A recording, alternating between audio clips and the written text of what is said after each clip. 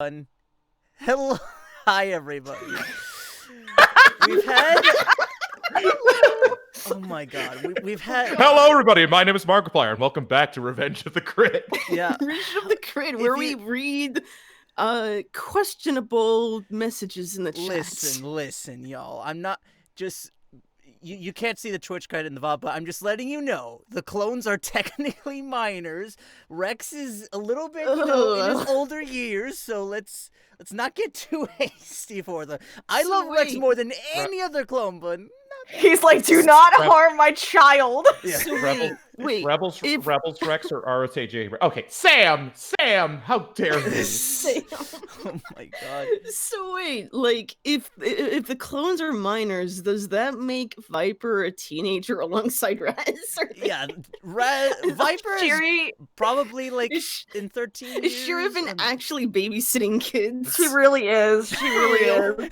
Like, She really is. It's like Viper's the baby, Raz is the middle child, and Soren's like, like the elder. The weird, quirky uncle who says weird shit, but you don't question it. It's not a phase, Dad. Stop trying to change me, Mom. Oh, Chase, can you send the link again? Just make sure it's broadcast at the end of it.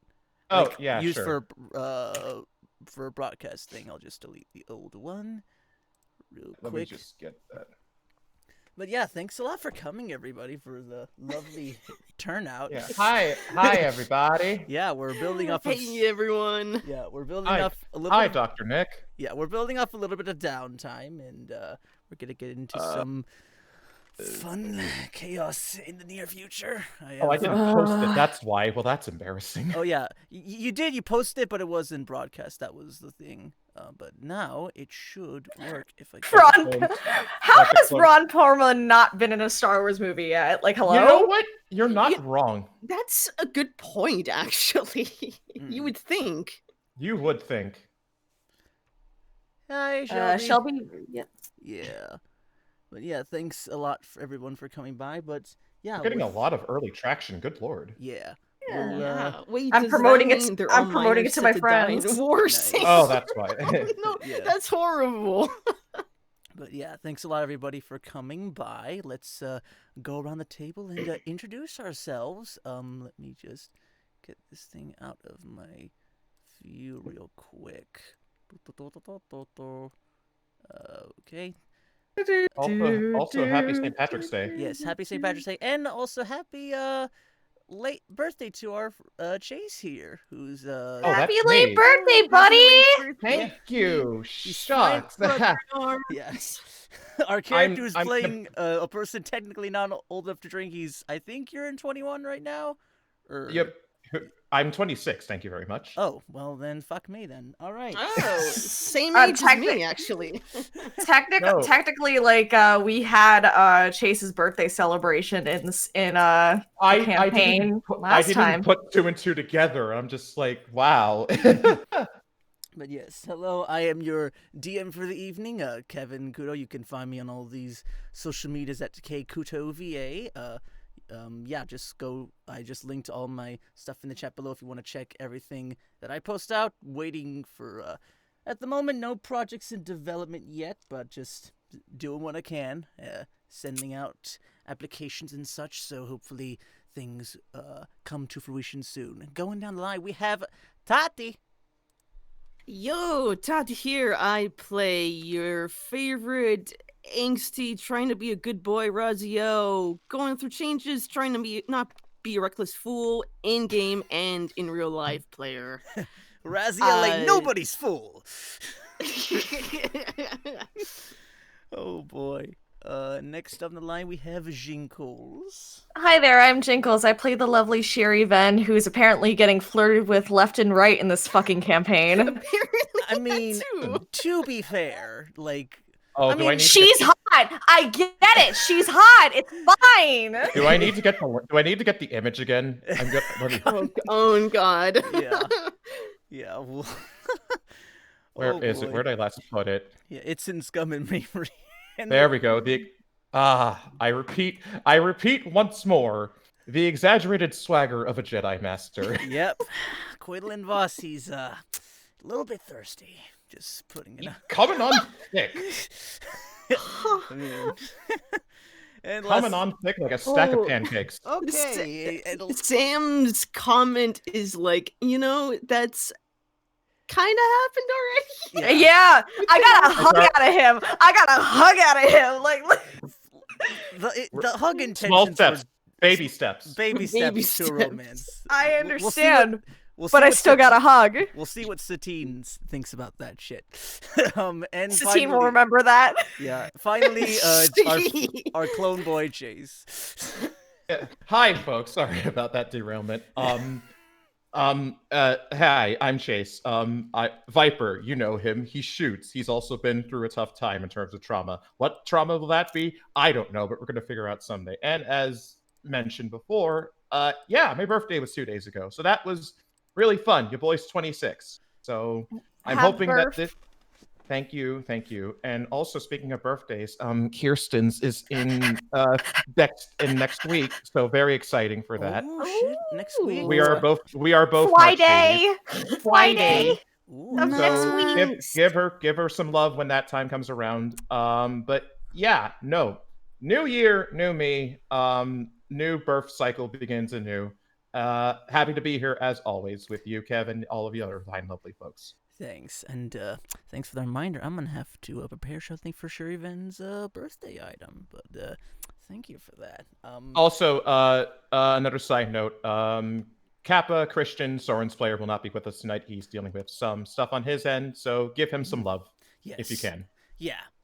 In regards to that, yeah, be sure to check him out, and in regards to the recent events, be sure to check out and support your other friendly Asian content creators, and if there's Please do. yeah, be sure I'll link this into the chat below for people who would like to if there's incidents you want to report, or if there's donations you'd like to be made, the best way you can support is go to stopaapihate.org. You can make no amount is too small. Be sure to support them, and they do great work for the Asian American and Pacific Islander community. They are, as entertainers, all of us, a lot of the work we do involves inspiration and work from overseas and bringing that to the American audience. So we would greatly, it's any help to the community and culture is greatly appreciated. But without further ado, friends, foes, and undecided, let us get to the campaign. If I will play the music for us, and Chase, you will give the recap whenever you're ready. If the rest of y'all can mute for just a second. Roger. And let me do right.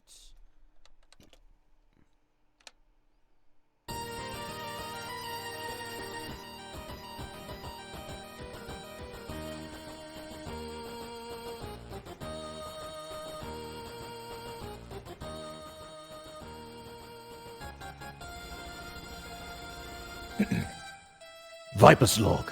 Things seem to have cooled down after our last mission. We're still in the thick of things in terms of the war, especially with that new droid general. That Fett kid managed to come out alive, but his dad, not so much. For now, we're laying low and trying to get our bearings back. The general's taking care of her pupil, Raziel's working on himself, and Soren. Also, I had my birthday, apparently, so that's new. I don't know what else the future has in store for me and the others, but I know this. I ain't giving up on my crew. Not yet. Until then, Viper out. Yes. So, we're going to be continuing off from you guys at the Sand Dune Steakhouse. I think that was the full name of the place. Space Chilies. Space Chilies / Australian Steakhouse, but yeah, that's pretty much the vibe of the place. The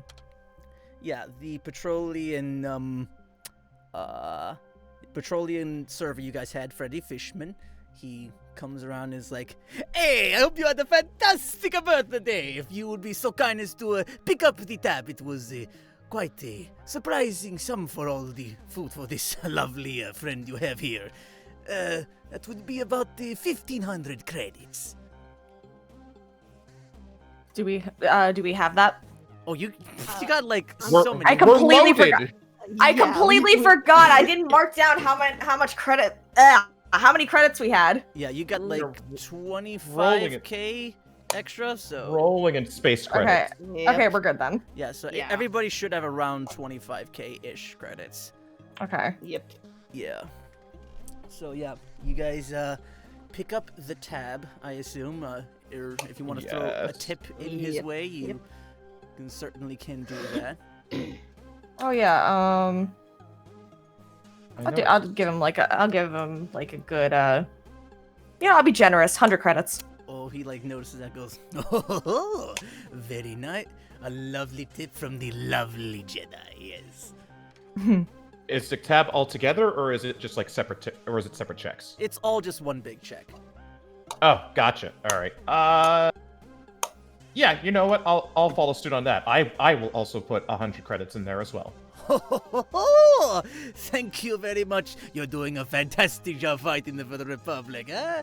Just be sure to, spread word of the steakhouse and tell them that good old Freddy sent you, yes?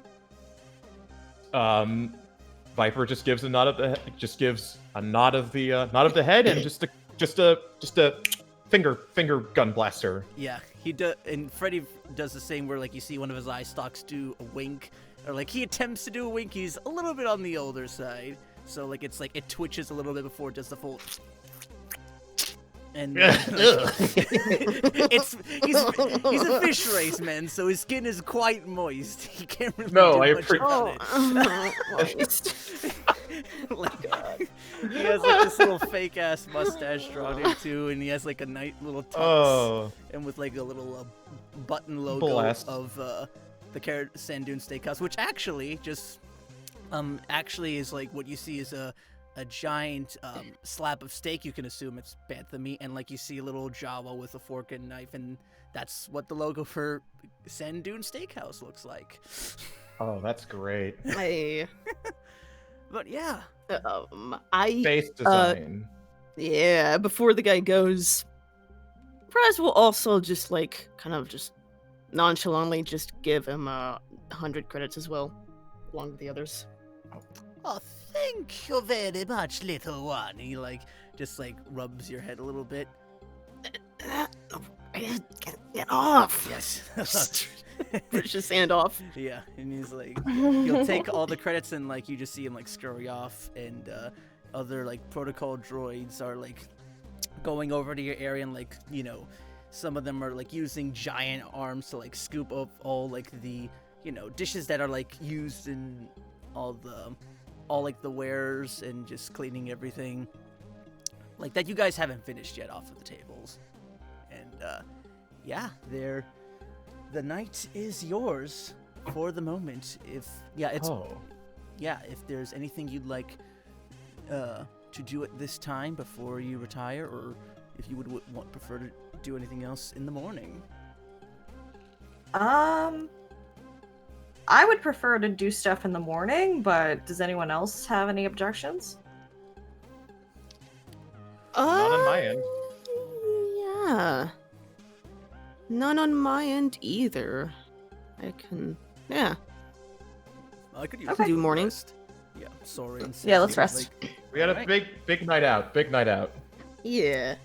Soren sort of like does this lavish little turn with his cape and goes, "Onward to home and second dinner." And yeah, he hails you guys a space cab. You guys take your own rides off to separate places, and before everybody gets their long rest, Viper, Oh, on your way back to your quarters, you actually see someone waiting outside. Oh. What appears to be another clone commando. He's just sort of, you see him like sort of like just sitting on the hallway offside, sort of like scrubbing off his blaster a little bit, and also like he has what looks to be a cigarette in his mouth, like the helmet's off. And his face, you can, just so you know what he looks like, you see one little sort of like around his eye, sort of a flame-like pattern that goes across the side of his head. That's shaved, and you see the flame continuing across, looking a flame is forming on what looks to be like a strange birthmark, which clones typically don't have, which is yeah. And like the other side of his hair, like he's sort of going with the sort of pseudo mohawk style going on. The other half is shaved as well, but the flame is only on the right side of his face. You notice that, and he sort of is cleaning off his blaster, and he knows you, goes, "Huh, been waiting for you all day here, trooper." Do I know him? Make me a lore check. Oh boy. All right, time to check that out. Oh, and I have a that and that, so let's see. That's an 11, sir. 11. So, thinking back to your days, back in the going up in commando training along with all the others, you only really got close to the people within your Inner circle? Yeah, your inner circle within like the hybrid program. And Yep. especially like, after since it's been harder to maintain to reach with your former squad and even other commandos outside of it. So you don't necessarily recognize this one, but the patterns of the armor look similar to like someone you might have seen passing through over observing your training. Oh, okay. Yeah. Yeah, Viper will do just sort of like the quick, just like look to the left, look to the right, and then just sort of like motion to himself and just sort of, Pardon me, sir. I don't think I've seen you around these parts. Well, you shouldn't have. I've mainly seen your work on Camino coming up even since the days we start up in pods. You do grown quite a lot since last time I saw you in action. And then he offers out a hand and goes, "Scorch, don't you remember?" Oh! Poggers. Delta Squad! Delta Squad! Let's go! That's my boy. Delta Squad! Yes! Oh no, my clapping excited my dog. Even the dog is happy. Even the dog doesn't. Oh, yes, that's great. Oh my god, yes. So immediately hearing that, just sort of like that rings a bell, and just sort of like Viper, just like hearty handshake towards him, just sort of like, Scorch! You right on bugger. How the hell have you been? Been doing not exactly top of my game, but boy, my Delta Squad always bounces back. What about you? Heard stuff happened with the hybrid program, and where's the rest of your team? Nowhere to... as far as I'm concerned, they're just doing as much as we can.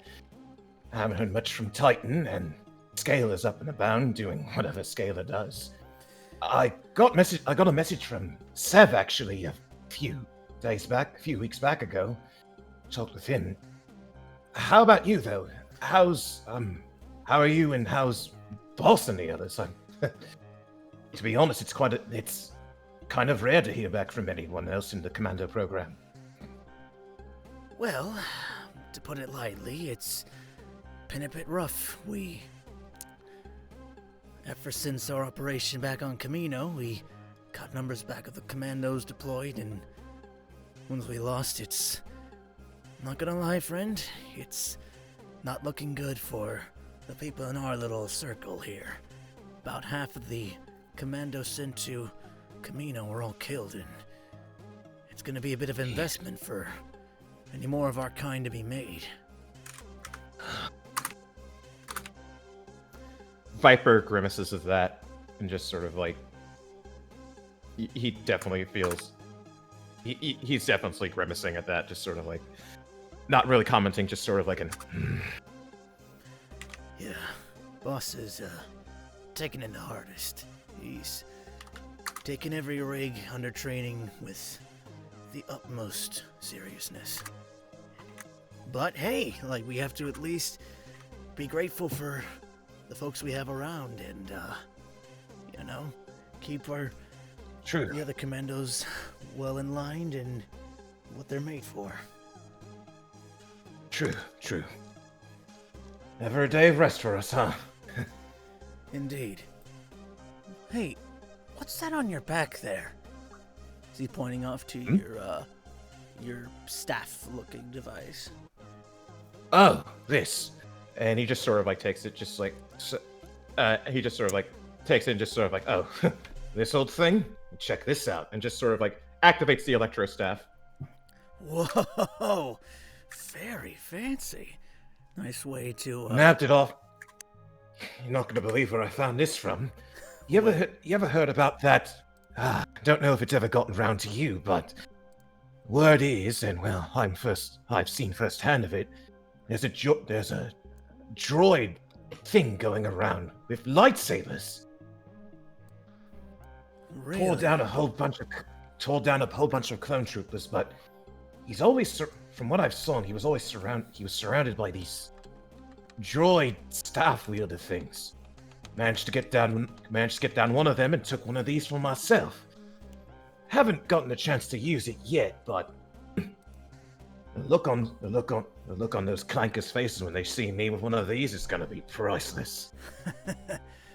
Actually, I think I might know something that, well, flashiness is all good and all, but sometimes even something a little more subtle can be just as effective. And like he shows off his little pop-out hidden blade, which, Ooh. come to think of it, where's yours?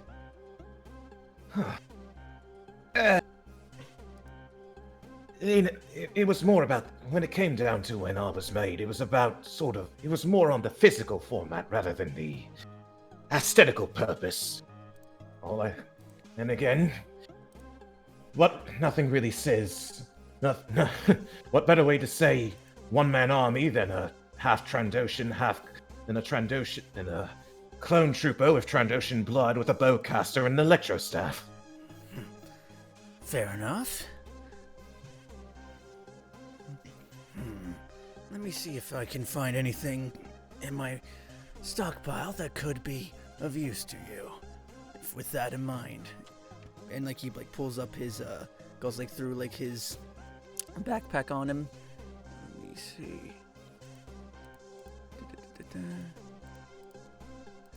Oh, and if you don't mind handing that over to me first. Oh, the electro staff? Yeah. Yeah, he hands it over. Yeah, and then like he pulls actually out like a wrist pad similar to what he has with the hidden blade attachment, and then he sort of does a little cutting work so that the tip of the electro staff is able to like be collapsible inside. And he goes, all right, let's see how this works. And he like does like sort of like, the Spider-Man motion where like it's like you touch the center of your palm and then the blade comes out, and then he does it like in a 2 pattern sequence, and then like the actual end of the electro stack goes up. He goes, haha, perfect. So this way, if you're looking to add a little surprise to someone up close and personal, they're not going to see the stick coming from a mile away. It's more of just a surprise. And like you just see like the electricity flourish out of his hand. Ooh. So he hands it off to you, and now your electro staff, while it loses the double and 2-handed property, it's now considered mounted and hidden. Oh my god, he just gave me a pocket stun baton. Yep. Oh, that's cool. Yeah. Oh, and that's great, because I always had an idea of just sort of like, what if I just carried it around like a thermos, and then just like whenever something happened, just... But no, this is even better. Yeah. The damage is still the same. You can just take off the old things on it, and yeah. Oh, that's great. Stealth thwack. Yeah. And actually, let me just see. This is amazing. I have the power to bonk. Oh boy. Where is? Yeah, and now, and he also goes, and now if you're looking to stun any baddies, it's gonna be a little bit harder for them to avoid having them get that nice shock. So now the DC for avoiding the lightning damage is now in line. It's gonna always match up with your power save DC. Oh, groovy. Yeah. So I think it's two notches higher. Yeah, no, I feel like, yeah, you'd probably have to add that into the thing just to be safe. Yeah, I can do that. Should be no biggie. I think, yeah, it's how I had it is so it's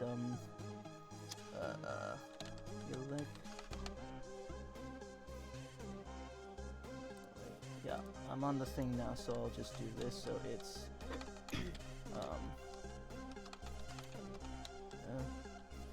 electro staff. Yeah, it uses your strength. It's like 2. Yeah, it's like 2d4 kinetic, and damage 2 is 1d6 lightning, and the DC is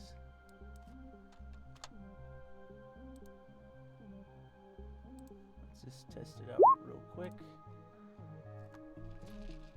and we'll work it out a little bit more later, but yeah. Yeah, no. Yeah, but that's pretty much how it works. So it's gonna be, yeah, just mark inside it that it is now counts as a hidden weapon, and it's mounted, so you have yes, advantage on being disarmed with it. My trusted weapon, the L-Truck staff. God damn it! Fucking no, it's cute. It's a nice perk. But yeah. So is it embedded? This is just like an aesthetical question. Is it embedded into the suit like the pocket knife in regular armor, or is it like a bracelet that just sort of like comes out? Like is it sort of like the hidden blade from Assassin's Creed? It's kind of like the hidden blade, where like the wrist is like now like you put it on and it's sort of you see like it is a little bit harder to hide. Like it's basically like your wrist is a little bit thicker, but like he's found a way so that the parts sort of converge outside, and it like comes out like more like the Assassin's Creed knife. So it just sort of like converges, so it's like this electric part like it sort of just goes past your fingertips. Ooh, that is so fucking metal. Yeah. God. That's dope.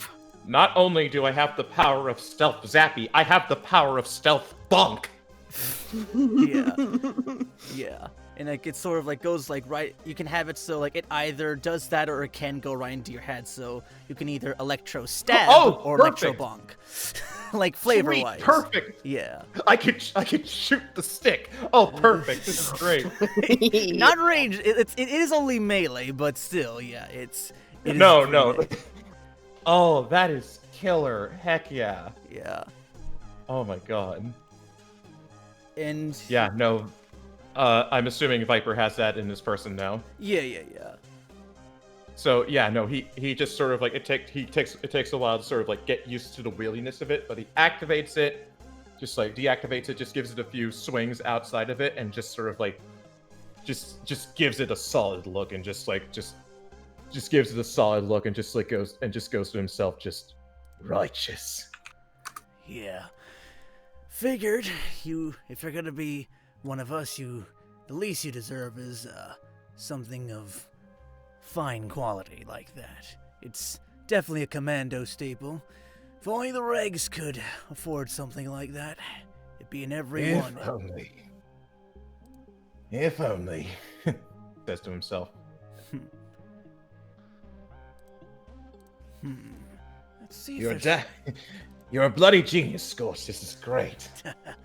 Well, I certainly try. Boss thinks I'm a little bit special. I get on Sev's nerves some of the time when I introduced a new modulation for a sniper, but we certainly have our fun. Don't even get me started about the story of how I got this baby. And he just sort of like holds out the bowcaster. Yeah, good times. Now, I was sent over because one of your friend Patch, actually, CT-0911, he thought it might be best to have more commandos in near proximity. The rest of Delta Squad should hopefully be here within the coming months or weeks. We're a little bit spread thin right now, training other commandos and ranks. You know the business. Oh, yeah. But if there are any complications, I'll be sure to let you know, and we might bring you along a mission or two. And I heard these allies of yours aren't too shabby themselves. Oh, one in a million, those crew. Think they could keep up with the clone commando style? Keep up? Keep up? Oh, trust me, they can very much handle it. You ought to see them at work. Soren's a right shot with his rifle. Oh, the general's fantastic with her lightsaber forms, and our new addition, Raziel, he's a bit brash with his form, but his technique is absolute. I'll have to see them all in action. Sev might be a little intrigued to hear of someone that might be a better shot than he is. Oh. Yeah, those two will have a fun time, He says, just sort of like chuckling to himself. And while I am here, something else I think might suit your fancy. Oh, Scorch, please, you're spoiling me.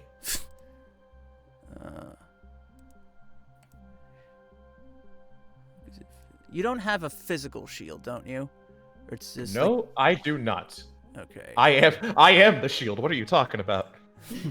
Remember that one time I effortlessly guarded Raziel from Grievous's sabers? Perfect shield work. Let's see. Just trying to find something. Where might it be?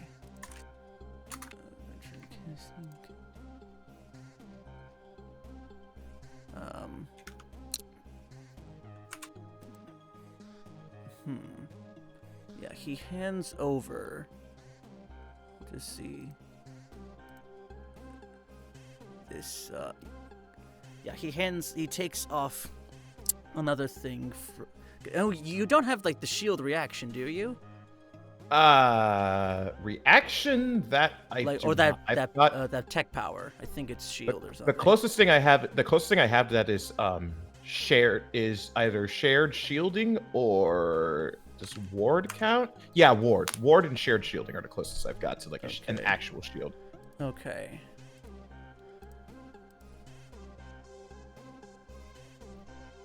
Yeah, so he instead hands you this little, sort of like this octagon node, and like attaches it to your wrist, or like attaches it to like your chest, and then like you see like sort of like this digital field is now like forming all around you, and it goes, "Welcome to the next stage of Armor Trooper. It's Matrix. It's designed to take a little, in case you're in the field of battle, and if there's anyone a little bit hardier than you in the field, you can definitely take the worst hits that they have to offer." Oh my. So now any crit against you becomes a normal hit. Yo! Oh my. Yeah, and now like the green like hues in your armor like have like there's like your armor now like has like a tad more reflectivity, and there's this little, yeah, like it's basically just, yeah, it's like the ultimate like damage mitigator that you have. Oh my god. Yeah. So this, and is this, yeah, it's not an attunement, no prerequisite, so And what's the armor type you have? It's this combat suit, or which is it? I don't think that was a thing that was given to me. I don't think that's like. I know I have light armor and medium armor, like my specialities, but it's like I don't think there was like in terms of like actual you have fiber armor. That was you have fiber armor. That's the type you have. It's on your fiber armor. Okay. Yeah. And oh yeah, there, right there. Whoopsies. Yeah, you're good. But yeah, just say this is basically. It's basically like an equivalent to wearing a second suit, sort of like you feel like you have a little bit more weight on you. So, well, I can just put that. Oh my god, I have overshield. Oh my god. Whoa. I am no longer a clone commando. I'm a fucking Spartan. I am no longer baby. I have power. So, yeah. I have the power. RCO 947. You mind telling me what you're doing with that power armor? Sir, finishing this war. I'm not just a shield. I am the shield. I am the shield. Where's Noble Team? Where's Noble 6? Come on.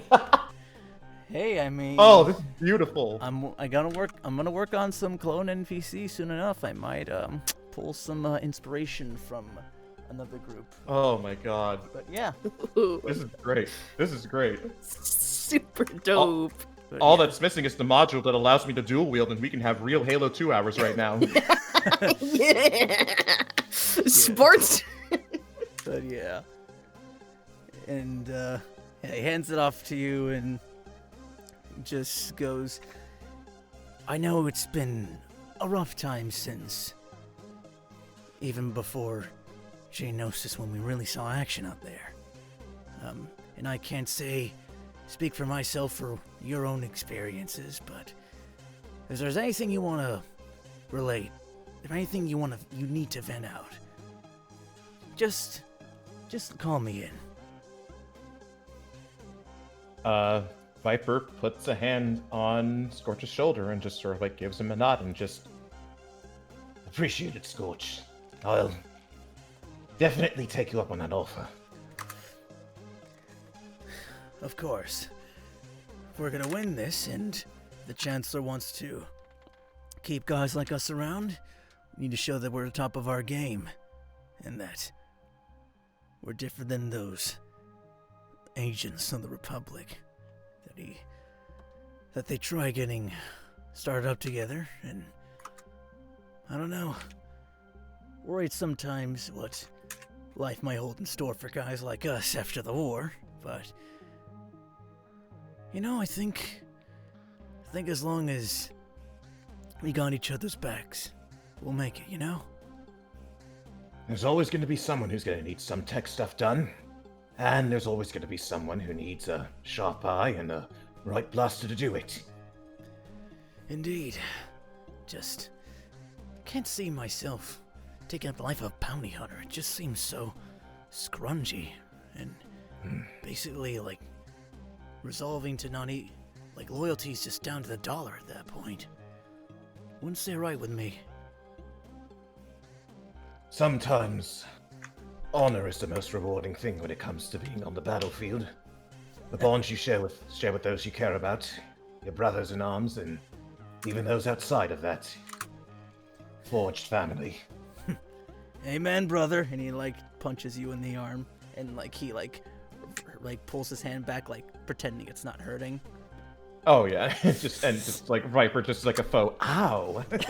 He goes, well then, you know where to find me. I'll be off on the other side of my own little barracks there. And, yeah, just stay sharp, buddy.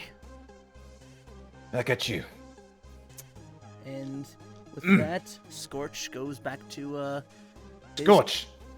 Actually, one more thing. Scorch! Yeah, Viper? I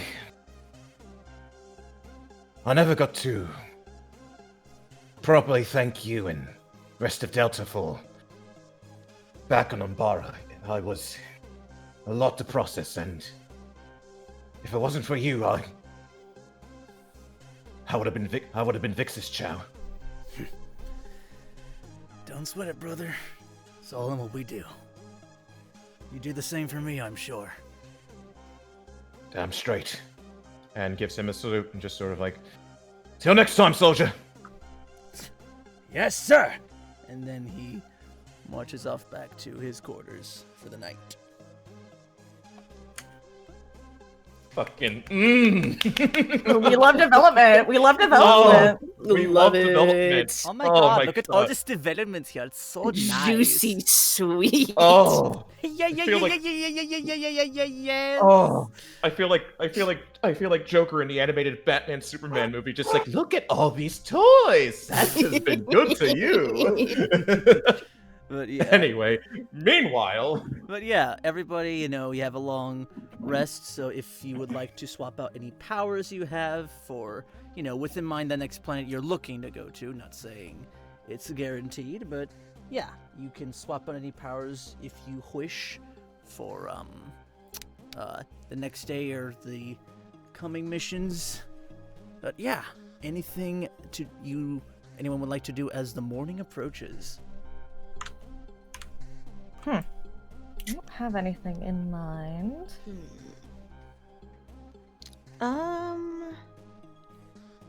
I mean,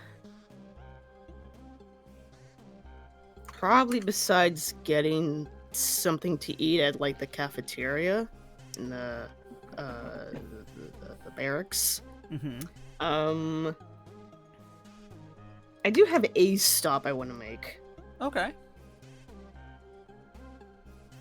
Yeah, I'll say like you go through breakfast, you see like the usual members there, a couple of new recruits of like odd species, or one of them actually is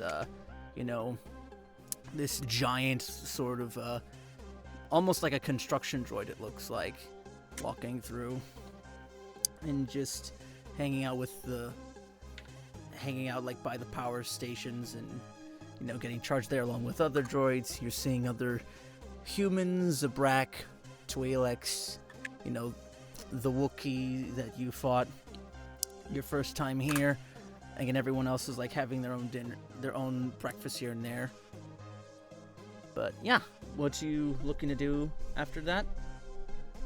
I mean, I'd probably sit down and eat next to the agents, but after that, I would like to go to the what's it, the Senate Capitol? The Senate building? Yeah. Senate building, yeah. Okay. If there's someone I need to go to for that first, I will, but that's my destination. Okay. So you like hail over a cab, and then you're sort of brought over to like the public sanctioned area of the Senate building. It's a lot like, it's kind of like how the U.S. Capitol operates, where some people can walk by in front of it, and like there's like steps leading up to the main entryway, and then like you're also seeing like the back parts where separatists park their speeders and such. And as like you're flying through, you're seeing all of these types of guards. Huh? Wait, separatist? No, sorry, Senate. That's the word. Senate. I was just like, whoa, what? No. Wait, Bit of a slip of the tongue. Big going on. No.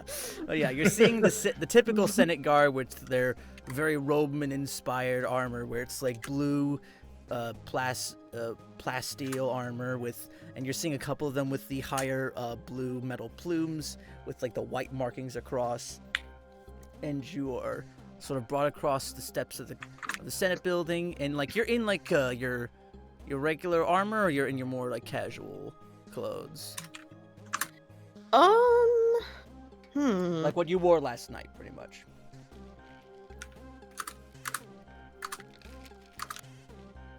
I guess my regular armor. Okay. And you have your lightsaber on your side, I'm guessing? Yeah. Okay.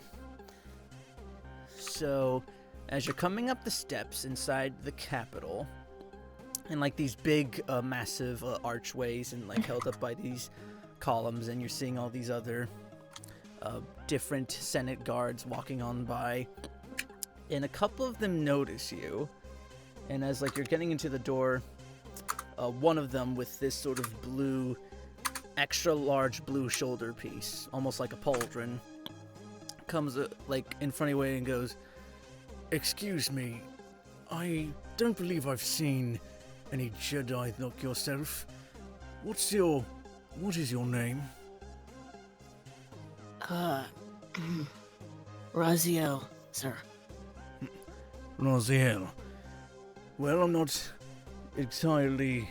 don't remember that name throughout the Order. I assume then you're one of the Republic agents with that fancy armor of yours? Yeah, that's correct. Captain Argyce of the Senate Commandos. And I hate to inform you, but you're not allowed in the... Civilians aren't allowed in the Senate building without proper escorts or... unless you are requested by a specific senator. I see. I could potentially call one... If there's a specific one you wish to reach, I can check on the communications and see if she is available if they are available in their office. Well, since I came all this way, are you able to contact, Senator Amidala? She shouldn't be too busy in the moment. and then he like pulls up like his communicator and like scrolls down a couple lists until he finds Amidala. He goes, Senator of Naboo, Argyce is speaking. You have a visitor. A Raziel, by the looks of it. And she goes, yes, please, send him in my way. I don't have any meetings or there's no bill at the moment to be discussed, so please send him towards my office. And he goes, of course, milady. He goes, come along. And then he like also motions 2 guards behind you. And I follow him forward. Yeah, and as you guys are going through, goes, You aren't from around here, are you? No, I'm not. It's that obvious. Well, judging by the look on your face and being rather, I can tell it's not exactly you're familiar with how the layout of this world and much less this Senate building. Yeah, I'm, new recruit. Still trying to get to know the area and rules. Are you from another Republic world or from separatist space? I was originally from Iridonia. Heard about that world. Quite a nice spot for farmers, I've heard. Well, it was, yeah. And he just kind of, as he's like following behind the guard, his fists kind of clench a bit by his side, and his gaze kind of darkens a bit, but he continues walking. Well, maybe with time, that place could be potentially recultivized and might be a good place to relax once this war's all over. Yeah. Maybe. Well, here's Senator Amidala's room. Just ring us in if you need anything. Or if she needs anything. I advise not trying anything too risky. I hear the Jedi have been watching a lot of these senators quite closely. I can assure you I won't cause any trouble, sir. See to it. Right, men. And then the two guards that were with him sort of walk off, and like as you're like in front of her office, you're seeing 2 more lavish versions of the armor where they actually have capes and bigger battle rifles posted outside. And you go in or knock? I would knock first. Okay. And as you do... Like a... Mm-hmm. Yeah. Alright, as you do, door opens up and then it's like, Raz, it's wonderful to see you again. Likewise. You look so different from the last time I saw you. Yeah. I suppose you could say I went through changes. And he just kind of gestures to his outfit and stuff. I see that. The Republic, I hope your stay here is, it's treating you well. Please, have a seat. as like she gestures to the two chairs up in front of her desk.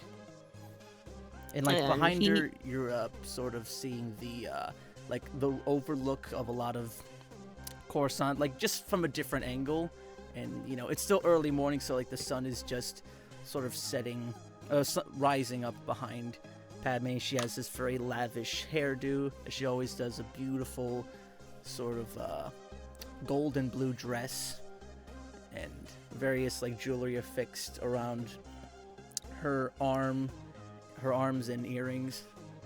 Yeah, you had something?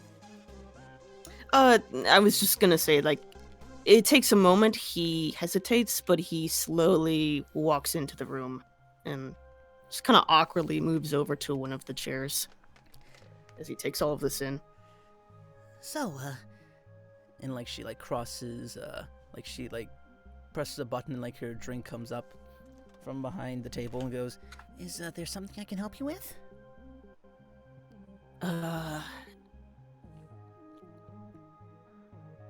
Things got, I suppose, a bit difficult and hectic after Geonosis.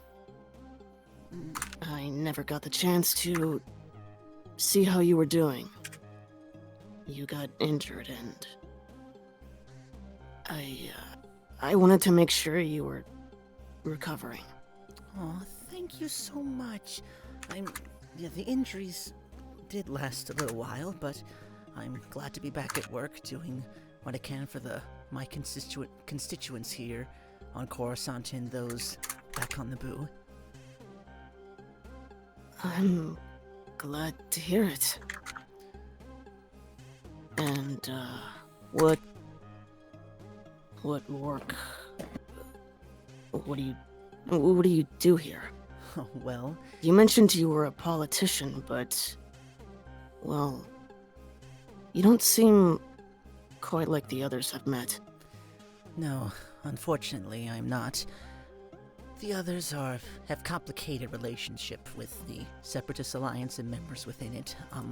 There's the banking clan that brings a lot of funding to both sides of the war. There's those within the Trade Federation that actually invaded my home and are partly responsible for the construction of the droid army. But for the meantime, I suppose right now we're sort of working on bills to potentially expand clone development for more purposes at home, so potentially we can have clones as police officers or helping with jobs that the public can't fulfill on their own, and sort of putting the army that can't necessarily fight still to good use. I see.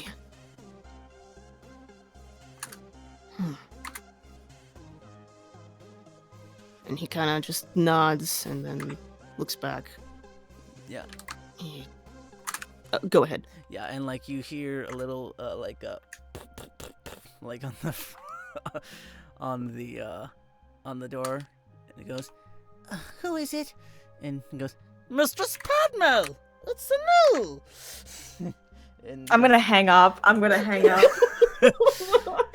He goes like, this is as I like out of character. This is the music I hear when as he comes in.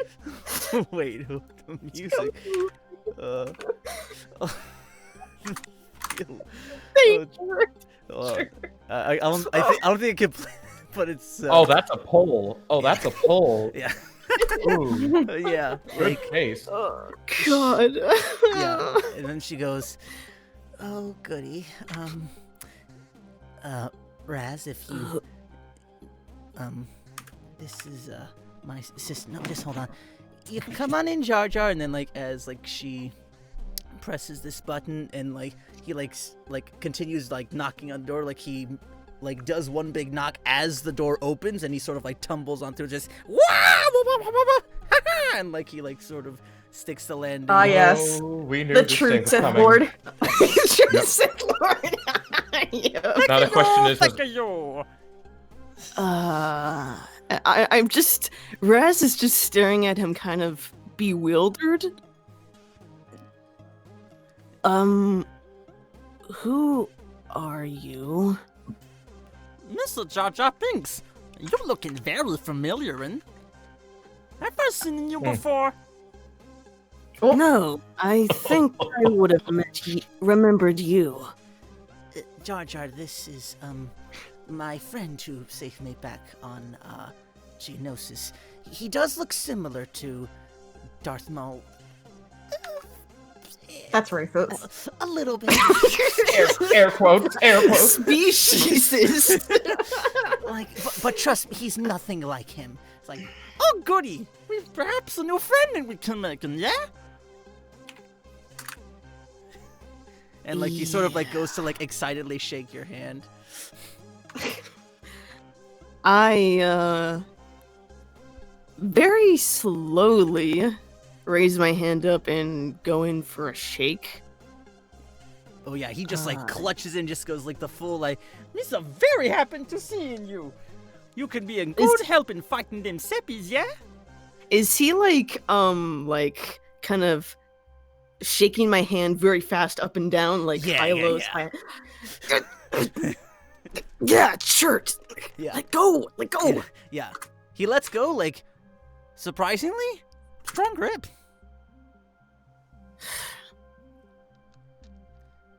You're an odd one, that's for sure. They tell me that a lot. But, I haven't seen in your... Wait, is this the one who Annie tried hitting up a while ago? And What? like No.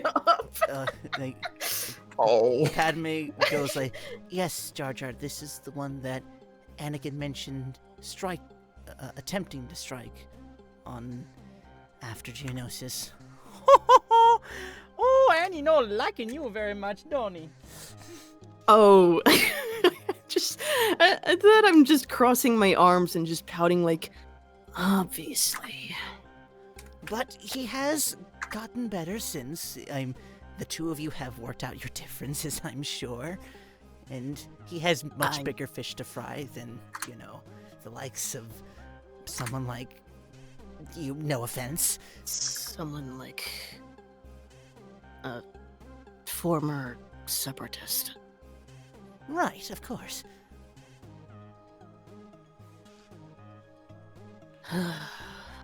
Right. And Well.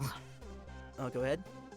And he just looks at the two and just kind of rubs his neck and goes, "I don't know about Anakin's whereabouts now, but I'm not sure if... I don't know if our issues are fully resolved, but... Well... We did fight it out in an... match in the Jedi Temple, so there's that at least." That's good. I know Anakin from my time with him, and he's not one to hold grudges. Really? Could have fooled me. He seems pretty hot-headed. Though I can't say I'm much different. Hey, well, I'm trying to learn how to control myself in fights. Of course. He is still a Padawan under Obi-Wan, technically, and I'm sure he's struggling to learn the same.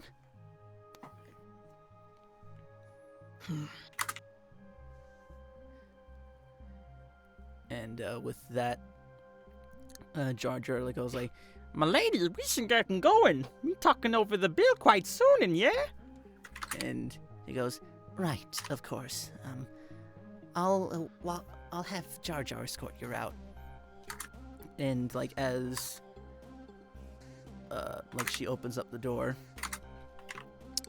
yeah, like Jar Jar just motions, like offers you to follow behind him. And I start to follow, but before I do, I stop at the doorway and look behind me to Padme again. Before I go, Yes?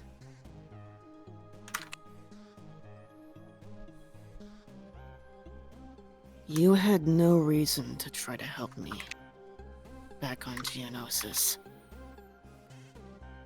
But I'm grateful you did. You reminded me. You helped me remember why I'm really fighting. So, thank you. And like she like puts a hand on her chest and goes, It's, as a senator, it's my desire to have people under the Republic banner and look out for those who clearly don't belong on the side of the Separatists. I know the Republic has its flaws, but the Separatist has them even more so with all the lives they've subjugated, the planets they've taken over, and when I saw your eyes across that cell, I couldn't just leave you to that fate.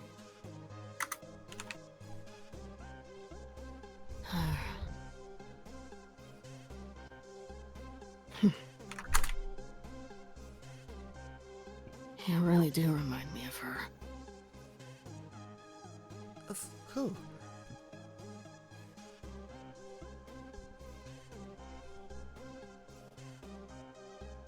Mother. Oh. I see. And I'm sorry. I wish there was more I could do. But I can only promise that I can do my best efforts, along with the rest of the senators here, that we can try to bring this war to a swift end. And I will do what I can to help people in this war, so no other lives are lost. Of course. And if it helps, you did save one life already. He just kind of smiles. and with that she goes back to making final preparations and goes, I hope I see you again soon. Yeah. Me too. and Hudson turns around. right, and Jar Jar goes like, "This way, please," and like sort of motions you throughout. And as like you're going through the Senate building, you're seeing like all these other races you haven't recognized before. You're seeing like the Kaminoan representative and their people. You're seeing Quarren and Mon Calamari and all these other races. You're seeing even like Orn Frita, like a bunch of other senators as you're walking by. And I need you to make me a perception check, please. Oh, okay. Perception. Okay. Not bad. That's pretty good. Yeah. You notice a shrouded face in the crowds, sort of coming on through, walking by, seemingly in the direction of Padme's office. Very strong in the Force, even. I, sensing that, I immediately stop and turn around, looking at the shrouded figure. Yeah, I'll say you were able to clock mainly the blue piercing eyes underneath the hood, but that's about all you could get. The height is slightly similar to yours, and like the build doesn't seem too alien. All right.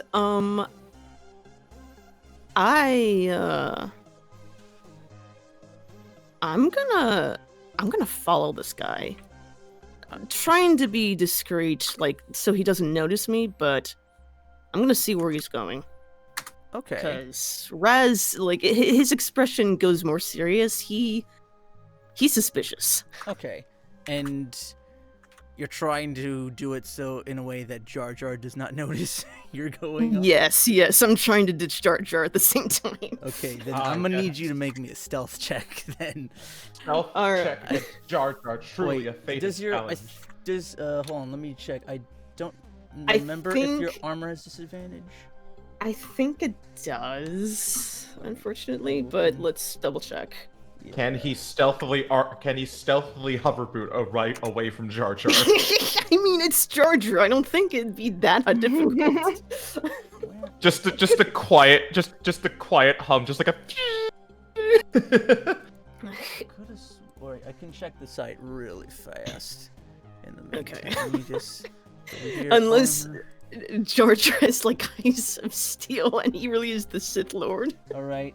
Yep. That is one stealth check at disadvantage, please. Okay, Yeah, just mark that off real quick. Okay. Just watched you get double nat 20s. Oh shit! Okay, not Damn, two nat 20s. that's actually not bad. Nice. Oh, Okay, there you go. I'm gonna have to roll for So- that. Oh, this will be fun. Yeah. This is gonna be fun. And Jar Jar sort of just like keeps pointing out shit, and this is where we have the separatist representatives go, and the and yeah, just pointing off all these different Wah, wah, rooms. just like the wah wah wah wah wah. Just And if you look at that point right here, here's where I gave all the emergency powers towards the Chancellor. that comes later. That comes later. Oh, it does come later. Okay, all right. That's right. That's right. Are we This at is that where I point, or killed are we not? all the Jedi. But, But yeah. that's not canon anymore. It's listed as legions. But yeah, so you sneak away just in time to like sort of get a. Yeah, you get off of Jar Jar's trail for the moment, and you're still following the guy. Yep, still following. Looks as you keep going on through, keeping that stealth check. Doesn't seem to notice you as you're going on through Okay. the crowd, and it looks Cool, like it's cool. heading back to actually Padme's office. Oh, I am definitely still following him then, Hmm. knowing where he's going. Okay. As he like gets to the door, sort of takes a look behind, and Yeah, I would like just hide. all right, keeping the same roll then. Does notice and Okay. goes like sort of. You just see like a human hand, not gone. That didn't have the effect I wanted to. It's fine, but yeah, I was trying knocking on my cup to simulate him knocking on the door, but it's Oh. whatever. But like, Ooh, yeah. look at that new space material, red selonium. But yeah, he knocks on the door, and then as he turns back, you just sort of see like this.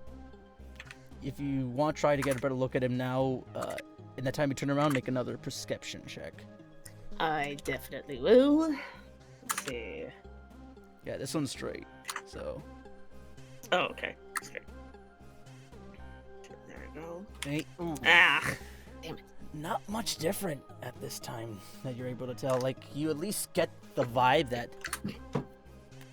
yeah, like, looking at everything, probably male. Not really a bulky kind of build at all. The robes are definitely Jedi, and like a dark brown sort of color, and just sort of looks pretty. Just looks on edge. as he goes inside. And it looks like, he's let in, the door's open. It's not like he busts through. But Okay. When he goes in, I'm still gonna follow behind him. Just like, is there like a window or something near the door? nope. It's just 2 walls and, like standard walls and like, a standard like, Senator of Naboo in Arabesh above the door.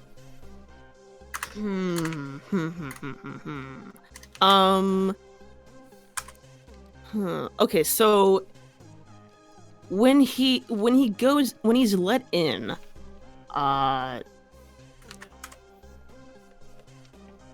is her back turned to him, or like as he's being let in? Make another perception check. Like if you're trying to catch this all between him being let inside the door. Yeah. Because I got an idea. It just depends on the rolls. Ooh. Okay. As the door, opens in sort of like that split second, you sort of hear, Oh, thank goodness you're here. Please come in right away. and you just see her like the door, like she doesn't give the vibe off that it's, an unwelcome visit. Like she wanted this person to come to Okay. the place. Yeah. I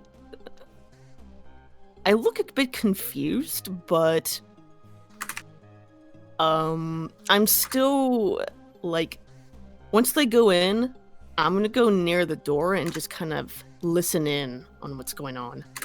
All right. With that Eavesdropping, I know. Yeah. All right. Yeah. Yeah, we'll say you're there for a couple of minutes and like trying to get in through. You're hearing mostly like kind of muffles about like Senate, Jedi, Obi-Wan,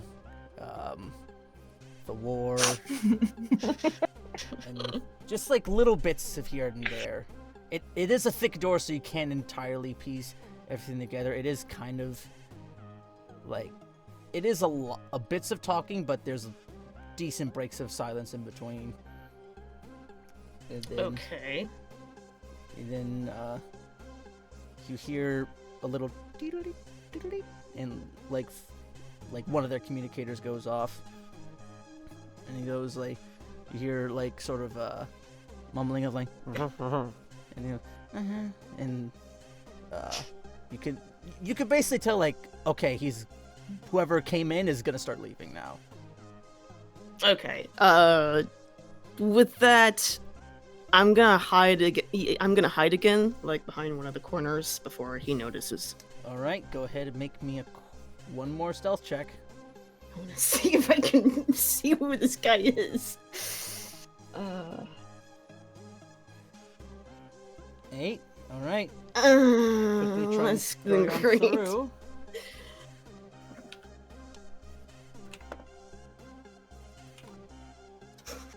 As you scurry on through, and like he sort of puts up the hood and goes,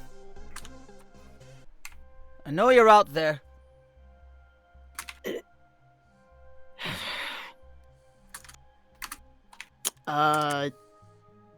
Is he out the door? Yes. Like he took like 3 steps, and like even from like where you stood, or like as he was coming out the door and putting up the hood, like a bead of sweat just dropped on the floor from your head, and Ah. yeah, he just like, you just see him like sniff it, then like just turned around to your area, and, like, And you I see just- his hand just hovering over a lightsaber. And I just like kind of groan, just go, and I turn around to face him. Also have my hand over my saber if necessary. And you're facing him, and it's Anakin. I fucking knew it. Yeah, just looking All right. quite milfed, and like he's putting up the, as he put up his hood and goes, "What are you doing here?" What? I should be asking you that. What are you doing here? The senator and I are good friends, and I know you saved her life on Geonosis, but she... Look, what are you doing following me here around this place? I was leaving. I wanted to make sure she was okay since I lost Sarah on Geonosis. Then I see you... some... disguised like that. I sensed the Force on you, and... I thought you were... an enemy trying to hurt her, so I followed you. Well, it's time you started getting used to Jedi being dressed like this. Even in casual times, we admire a nice robe in terms of being discreet. But I guess I have to worry about keeping eyes like you off my back now. What's that supposed to mean? I just straighten up and my hand is off of my saber now. Just listen as he sort of gets a little bit more in your face. Padme is fine. I would personally appreciate it if you kept your distance from her. I wouldn't want her getting hurt from someone like you. What's that supposed to mean? Someone like me. I saved her life. He just is has this, he's just, fucking make an insight check.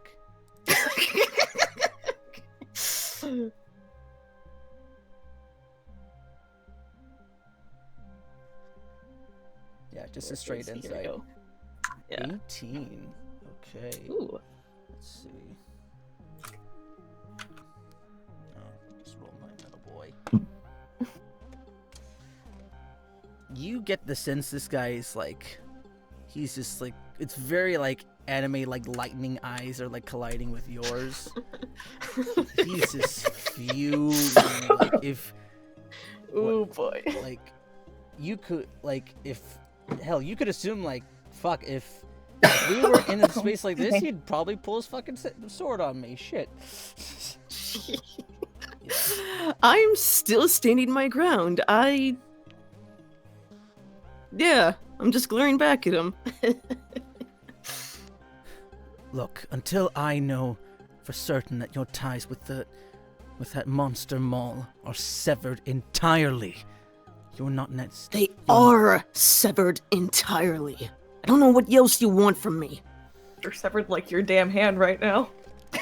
Funny enough, his hand, he has both of his hands. Oh fuck, that's right! Oh shit! Yeah. Completely forgot! Yeah. That's right. Look, I have my fair share of trust issues. Look, I don't know the life that you've had, but from my upbringing, I have a little bit of trust issues. So I would appreciate it if you at least took a little time before you got all cutesy with Miss Amidala. Cutesy? My. I was just making sure she was safe. Just keep your distance with her. As he sort of walks off and bumps your shoulder. Don't mind me. Or even... Don't mind me, folks. I'm just gonna. Tea. This tea is wild. Holy shit. This tea is. As he bumps my shoulder and starts walking away, I call back and say, "What were we even doing in there with her?" And I turn around. No response. Oh. Poggers. And then Good. you see Jar Jar coming up from the corner, just yelling, "Hello, hello, where you go?" Just sort of yelling across the hallway, and then you hear him as Anakin passes him Annie, and he tries to hug him, but he's just raises a hand and walks past him, and then goes, Oh. and then he sees you, looks back at him, and the Batoon goes, "Oh no, you messed up with him, didn't you?"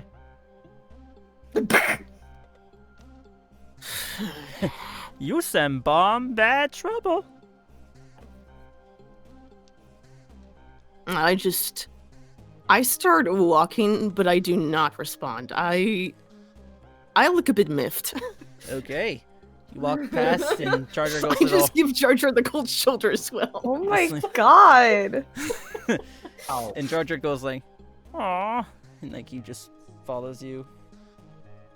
And Padme just pats him on the shoulder, just like, teenagers, you get used to it.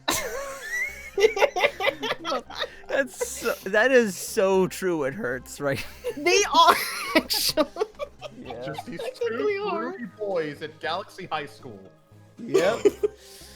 But yeah, that's that arc of the day. Holy fuck! Anime rivalry. Let's go. Gotta love it. On to Shir'iven. Oh boy. Anything you'd like to do? That As... was some no regrets though. Yeah, that was beautiful. Absolutely wonderful. Mm. I'm gonna go, I'm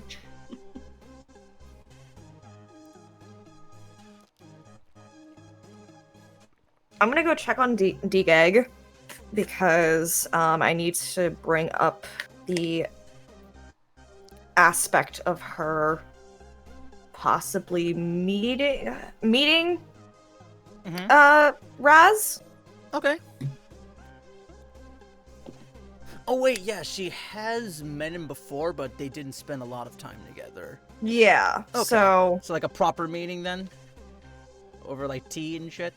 yes, Okay. I want to try and set something up. Okay. Because, like, obviously Shir'iven knows of the distress with her. So. All right. Yep. So you go over, find her quarters off in the temple. She's just sort of, taking off some bandages of, it's like she's just getting off of training and goes, "Oh, Master, it's, good to see you. How can I be of use?" Hello, D-Gag. I wish to possibly, perhaps sometime this week, would you be interested in possibly having a sit-down between myself and Raziel? I would like to introduce the both of you properly. Like, you see her, like, at the mention, like, she's, like, doing that thing where, like, after a workout, you sort of, like, stretch out your fingers, and then at the mention of Raziel, she sort of clenches and tightens up a bit. And then just releases and goes, I think it might do me good to get to know the boy a little better. I believe because I sense tension between the both of you, and of course, I can possibly sense somewhat of distress concerning the fact that I did come back with him. And I wish to tell you that I didn't leave you for him and come back. I'm there for the boy, but you are my Padawan. And I wish to make that clear. You've made that quite clear, Master. I think the sooner I meet this boy properly, instead of just a brazen sort of toss that how I was first introduced to him, I think it might be better to have a sit down with him, face to face, and tell him how I really feel. Of course. When would be best for you? The sooner the better. I can sense that there is a lot else on your mind that you wish to attend to.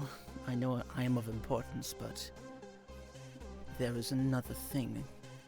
I can't place what, but there is something I sense else bothering you.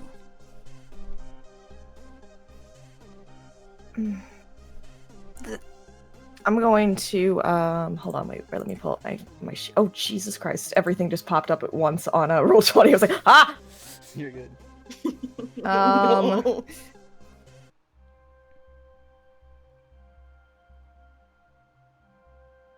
There are concerns.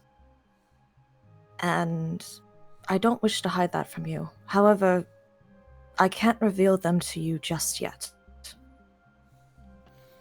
If that makes sense. Of course.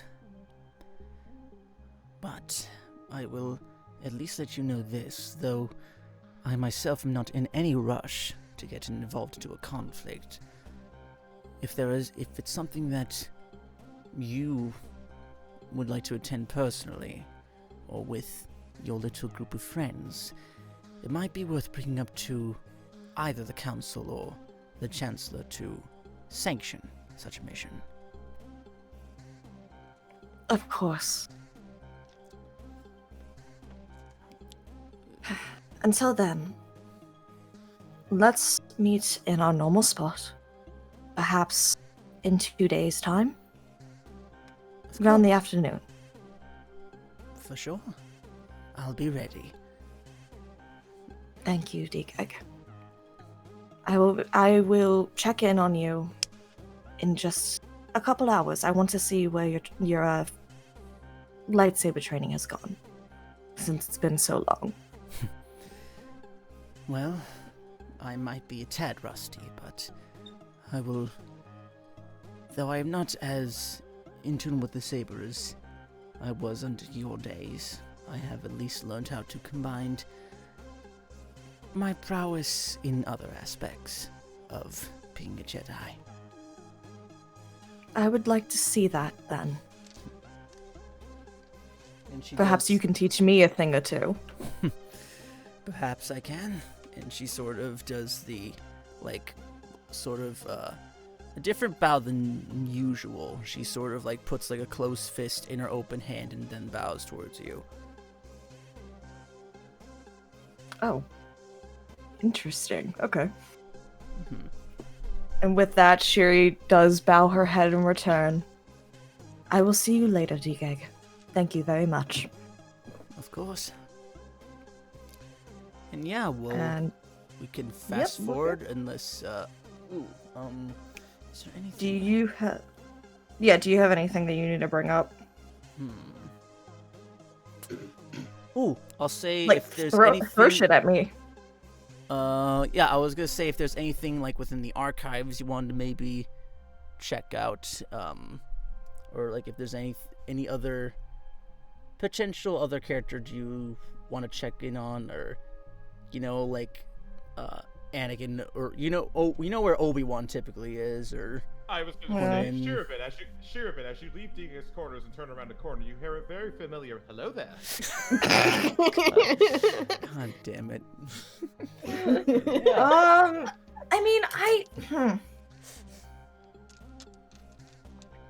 I don't really have anything to possibly worry that much about. Council knows about her vision of D-Gag. Mm-hmm. Don't think I have much to research. Okay. Right now. Yeah. Because, literally the only time Shiri would be in the archives would be maybe she's got to take Raziel in there. Mm-hmm. So, we got to find time for that. Yeah, the one thing you sort of learned in the first, within, that downtime period is, this is your first time hearing about, Duxon. And it's, I can just put it more sizely. It's actually spelled D-X-U-N. How it's, how it's important to Maul for some reason, and, he's likely to strike That's right. within the coming days. Yeah. Yeah. Yeah, has someone already gone into the archive room to, look at it, or no? Not yet. They've only... It's only been researched in the downtime in, the public record, but the Jedi Archives likely has more, and if you definitely, Shiri's gonna go to the archives, then. Yeah, and you could bring along Raz for, potential assistance. Yeah. Cool. Shiri's gonna go find Raz. Alright. And, you go to the barracks, pull him aside, and Raz, with time, you are brought back to the Jedi Temple and subsequently the archives. Dope. All right, and if there's anything you'd like to both research on your own or just sort of together, then you can do that here. All right.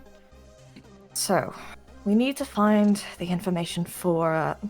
Hold on, pulling it up. What is it? How do you pronounce it again? Duxon. Like, just pretend the U is in there. Duxon. Okay. Yeah. We need to find the information pertaining to Duxon. I'm sure that we can find something even more revealing about it, instead of the public record. I'm sure there has to be some information about it in here. Shir'iven's going to go to the nearest computer panel. Mm-hmm. Start searching.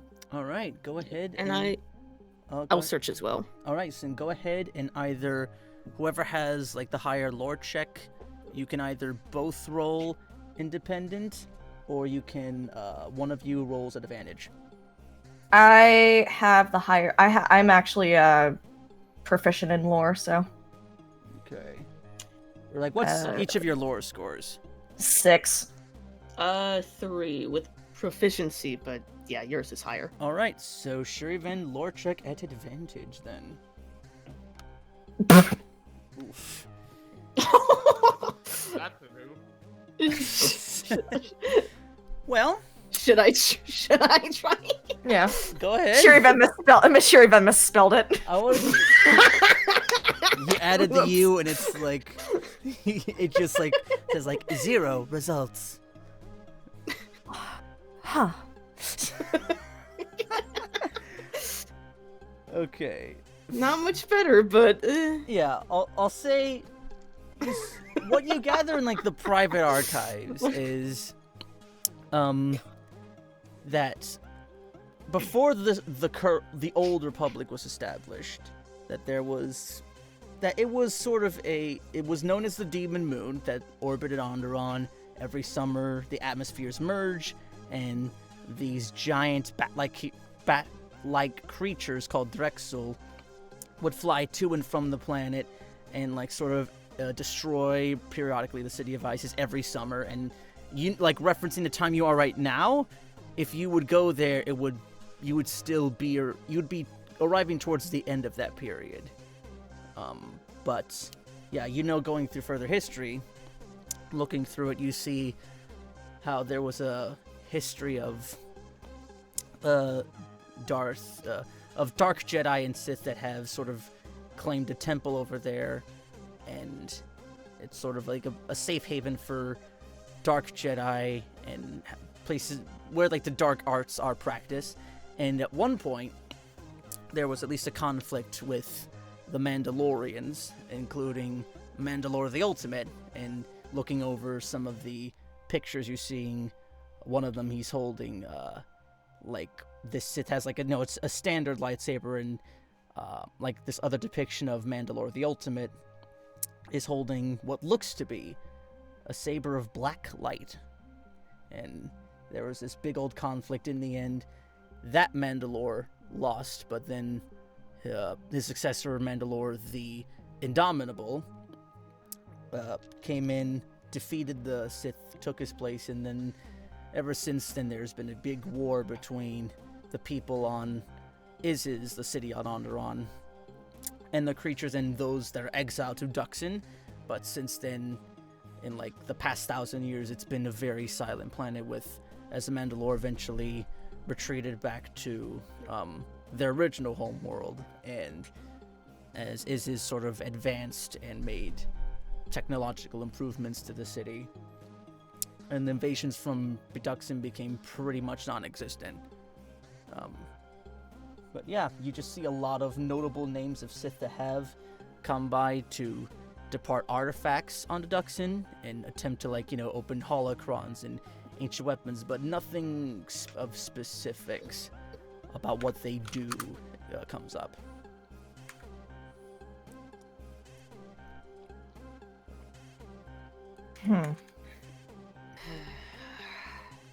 Yeah. Exposition aside, Duxon's a pretty fucked up place from the little that you gather about it. Apparently. Yeah. There's a lot of information about the place, but not much about the artifacts themselves. Interesting.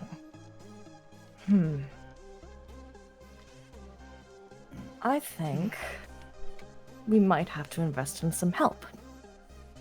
I think I know something. Who do you have in mind?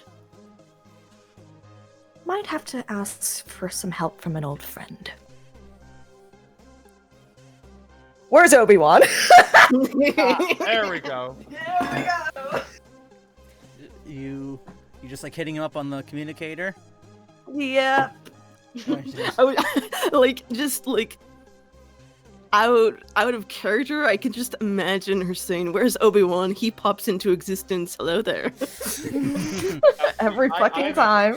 I imagine that, but just like the inner Shir'iven, just like, oh, there's Obi-Wan, just goes texting him, but immediately, just like inside the mind, there's just like a tiny Jinkles just like slamming the table, just like, where is he?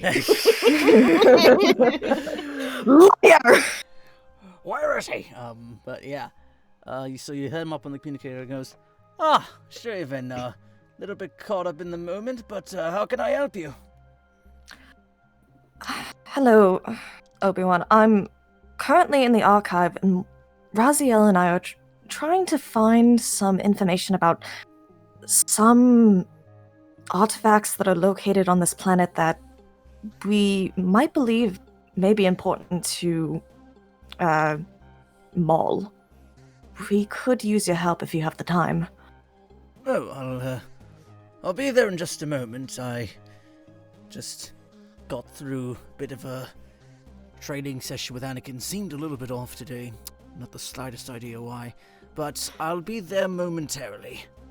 Thank you very much. Get dressed. And yeah, he give him 15, 20 minutes, and he shows up, in his more close to his 2D or his episode 2 armor, just his chill robes, his lighter beige robes, and he comes in and goes, so researching these artifacts on Maul, what exactly is the name of the system you're looking for?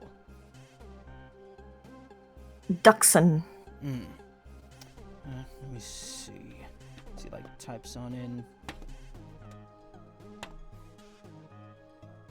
Goes, well, it is an inner core world, just not too far from here. Let me see. If I go here,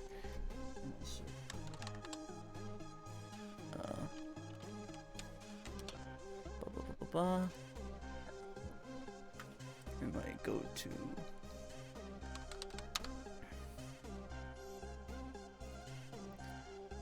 it's just northeast outside of Coruscant, a bit flirting its way to the outer rim, but I don't see why it would be unwise to approach there. As far as artifacts go, looking at it,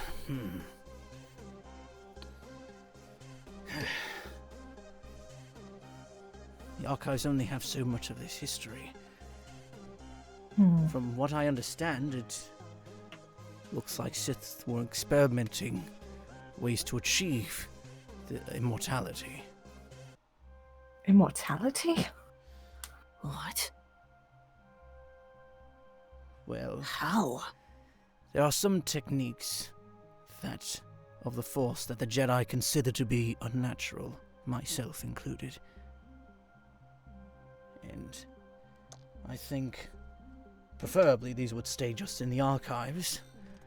And if you do look into this matter further, I would highly advise bringing in assistance or being very discreet, as there are many monstrosities that the Sith have constructed in their place. Of course. It's important we go there, though. Well, I doubt the Council would approve, but if it is relating to the war effort, then, and Maul especially, then perhaps... It does. Good. Perhaps the Chancellor might be more likely to sign off on it. I personally would. It might be a bit. He just sort of looks to you, Shir'iven, and goes, never mind. Just, if you do go there, please, be careful. Insight. Can I do an insight on how he looked at me? I'm like... Go ahead. Insight, straight roll. Oh, shit. 8. Fuck. Hard to read. He it's a lot of concern that you're getting on. You can't pin down specifically why, but he just looks fucking sort of like the emote in our server where he just sort of has it but actual more empathy where he just yeah. But you can't pin down what exactly. Interesting. Yeah. Obviously, we won't be rushing in without a plan of action. Of course. As long as you follow the Lesser Latilian route, you should be able to make there within a few days' time through hyperspace. It's not the no separatist systems that I can think of nearby to worry about outside of Trandosha, but they won't likely interfere. Right. But though you might need more things in order to deal with the plentiful wildlife, as a lot of Sith creations have learned to thrive in such a harsh system. What would you suggest? I'm not sure if a clone would be, even if a clone squadron would be enough, though perhaps at least your liaison or another Jedi might be of use to tag along. The Masters all have their own works, but perhaps a guide of some sort to escort you towards the temple, possibly further inside, would be good. Or you could take the chances of going as you currently are set up. Who would you suggest? He takes this big sigh. The only Jedi that comes to mind that would be reckless enough to take the offer is probably Quinlan Voss. With that, Shiri just playfully rolls her eyes. Oh, you're still not a fan of Quinlan. He hasn't exactly grown on me. And with your return, he at least has something else to fixate on. But Shiri kind of has this, that shit-eating grin on her fucking face. Beautiful. But he is good at what he does. Out of all the Jedi with Masters within the Order, he is quite the adventurous type. He's certainly not above getting into trouble. Reminds me a lot of Anakin in that way.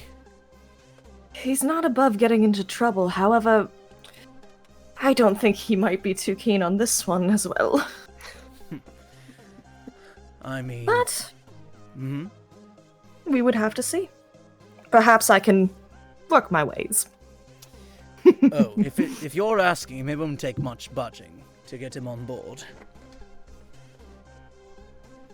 Just try not to fall under all of his charm. Dear Obi, I know better than that. Wow. Quinlan's just on the other side of the library. He puts the book down, a single tear comes down his face. No hot Jedi mom. Oh, damn. Fuck. Rough. But yeah, we'll say that happens. Just looking. And Raz is just watching all this, just eyebrow raised, what? Oh my god, wait, hold on, I gotta add something. Oh, Shiri kind of turns back to the computer. Don't see why you would be concerned, though. Jealous. Oh, jealous. That's not... I'm sure you're aware of being back, but that is not the general Again, way. she has a fucking shit-eating grin on her fucking face. Oh, she's loving it. She just looks at him and goes back to her work on the panel. He's like, and like Obi-Wan just sort of like looks to you, Raz, and goes, "Women, am I right?" What was Swing. that about? Shuri's just gonna mother. Swing and a miss, as usual. Just sort of like stands there and just like compose himself. Well, you go talk to Quedlin. I'm got to reprimand Anakin some more. He's really had an off day. I'll just keep going. As he sort of like puts up his hood and Don't. As the mention of like Anakin having a rough day, Raz just kind of frowns a bit and like just grunts in annoyance as well.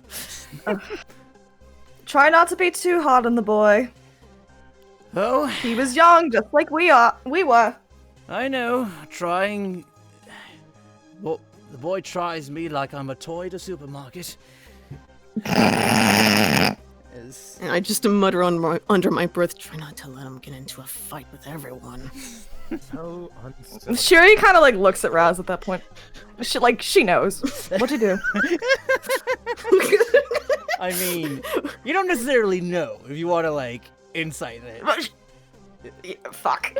If you wanna, I mean, Yeah, come on, please give me a nice. all right, 15! Right? Hey. Deception or persuasion, or yeah, more deception for you, Raz. Oh, okay. Just a straight one. Why would he hide it from her? Yeah, like I'm not Or if even. you want, if you want to like be out front with it, like then yeah. Yeah, I'm not really trying to hide it. It's just like, yeah, anybody could see that he's a bit miffed at Anakin. So, like, yeah. What does Shir'iven say like to that? First off, does she just say like? She just has this look on her face, like, you know, she's not pissed off, she's not mad, but you know, it's just like, you know, all right, what happened? It's like you know that comic where it's just like the kid got talked to by the teacher because he was using swear words, and the mother just like leans down and she's like, "The fuck, dude." It's like that. It's that face. I love that. I love it. Oh, that's such a good pull. I love it. Amazing. It's kind of accurate. You can see Raz just like he has his arms crossed. He looks like he's kind of pouting. His eyes just glance back and forth, the Shir'iven and then back to Obi-Wan before he looks at you again and just goes,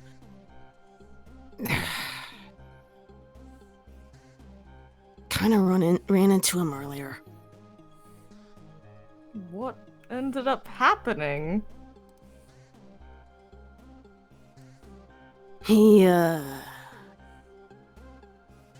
might have been upset that I came to check on Senator Amidala, and we didn't exactly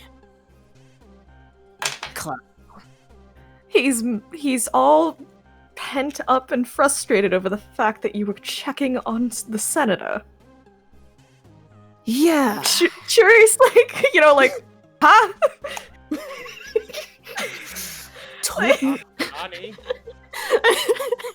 And then Raziel just like he kind of continues grumbling and just goes, told me to back off. Can I? Okay, what would I? He doesn't know he doesn't know me. He doesn't know what he's talking about. What does he get? My intelligence is a 14. Can I kind of like read what the fuck the situation is? With the past insight roll, I mean, yeah, like you could tell it's like it's you can definitely grasp it's fucking complicated. There's a lot of because yeah, wait, you were there when you rescued Rez. Oh no, you weren't. Wait, what? Wait. No, yeah, you were when you when Yeah, like, she was there when yeah. I joined the team. Yeah, and you know, you saw Anakin try to straight up murder Raz. Like the got in the way, actually. the gears kind of start turning when she's like thinking about Anakin, and she just like,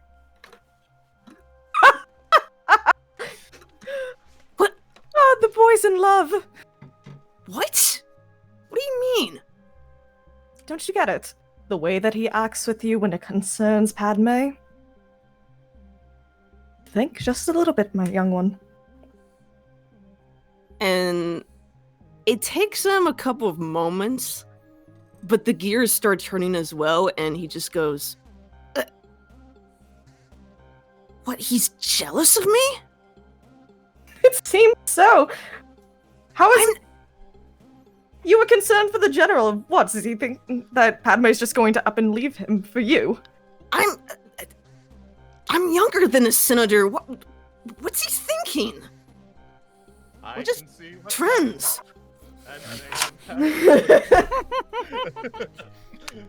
He's just a boy in love. Reckless. And angry. Seems Probably like he wants to punch me again. Well, the most we can do for right now is just hope that 1, he gets better at hiding it, and 2, he understands that you know now. He won't harm you if you think about it that way.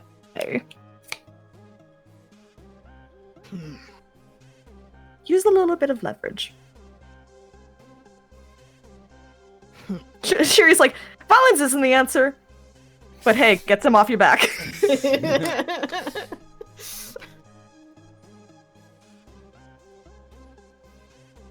Like, he just looks at you with, like, just a knowing smirk, like...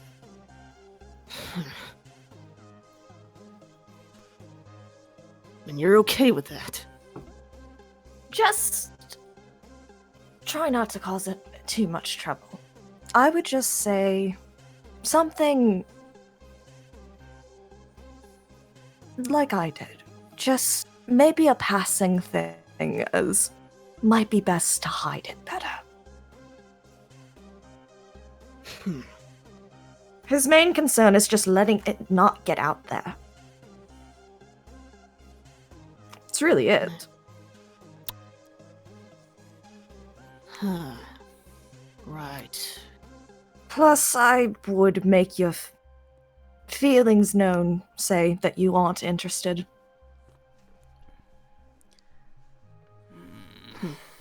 Be subtle about it. Exactly. Alright. I'll try. But if he still tries to go at me, I'll promise it won't turn into anything. Just remember, you are able to defend yourself, so all I ask is that you don't harm him too much. You can kick his ass a little bit, son. Prove your point. He chuckles a little and just goes, I'll try to keep that in mind. All right. No, I'm imagining just sort of like just Raziel just under his breath whenever he bumps into Anakin, just sort of like Anakin and Padme sitting in a tree. K-I-S-S-I-N-G. Wait, hold on. Wait a minute. I just realized something. Are What? Anakin and Padme married right now? Or did that not happen because of timeline? You don't know. Okay. No, I mean, you just don't know yet. he got no hand, so. Mm-hmm. He does have hands. Wait, Yeah. I think he still has. He has both of his human hands. Oh, I Still. thought you said he didn't have his Yeah, hand. we fucked up timeline. All right, yeah, Mhm. right. Sorry. You mentioned It could still happen later, but yeah, not at that point. Yeah. So wait, But yeah. there's a possibility. Even though Raz didn't hear much, there's a possibility that that Anakin and Padme might have been kissing behind that door. Ayo. Heyo. Yeah. Again, the sacred DM words. You don't fucking know. I know. But yeah, we'll actually, since we're at about 2 hours, we'll actually take a quick 5. Okay. Yeah, we'll be back Alright, with some cool. more downtime stuff, and we'll see where the next thing goes. So we'll be right back, folks. Neat. Yeah, Back Hell in 5. back. So Back 10. We'll in go like till 10:10. Yeah, and 7:10 for you, Tati. So Okay. we'll be right back in just a moment, folks. Just wait right there.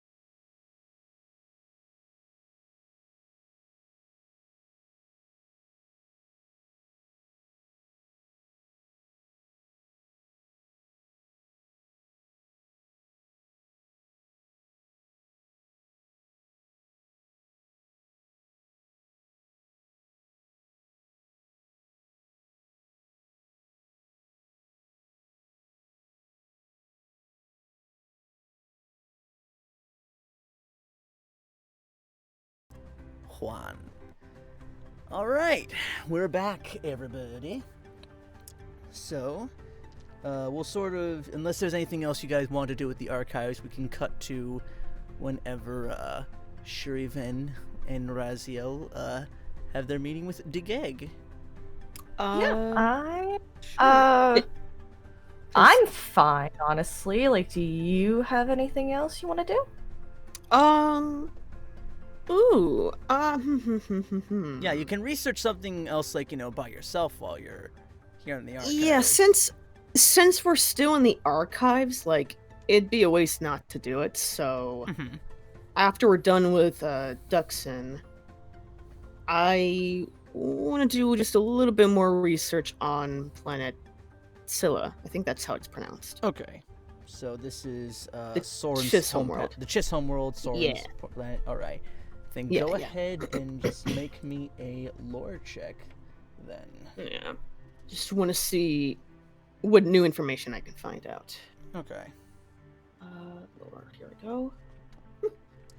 All right. So, you, looking at this and what you are starting to piece together from your early days under Maul, that you now you're remembering, like, coming along with him, and, like, as you went to go off and, like, subjugate or just, tell, like, the other politicians to, like, fall in line or, like, make way as, like, the droids are coming through. And, it says there that Maul sort of took care of, for lack of a better word, the current rulers of the world, and that they put in a new Chiss general in charge of the system and how everything is in place. And actually, you see that there are posters up, looking or sort of like asking for, like, if you have any questions. Like, you see like a wanted poster of, like, worth probably several, like a close to like roughly, a million or so credits. Hey, Chase. Yeah, like a million or so credits, and pictures of what looks to be a younger Soren, and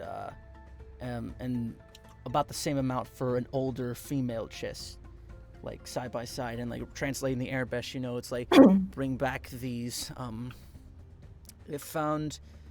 If you find these Chiss, please bring them back to the homeworld as order can be restored to the family lineage here, as you can, like, sort of piece together that they have some type of connection to how the planet was governed. What else? And, like, what's going on there currently you're looking for? I guess mostly on how about more about the female Chiss in a wanted poster alongside Soren. Okay. Actually, I need to pull up his thing. If I go to... And I go to... Soren's...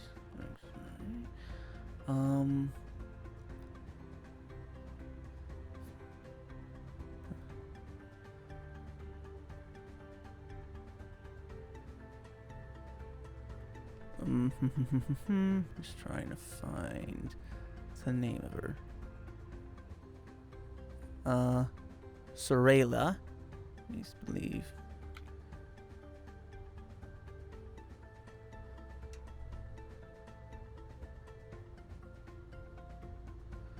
Going by Kendo.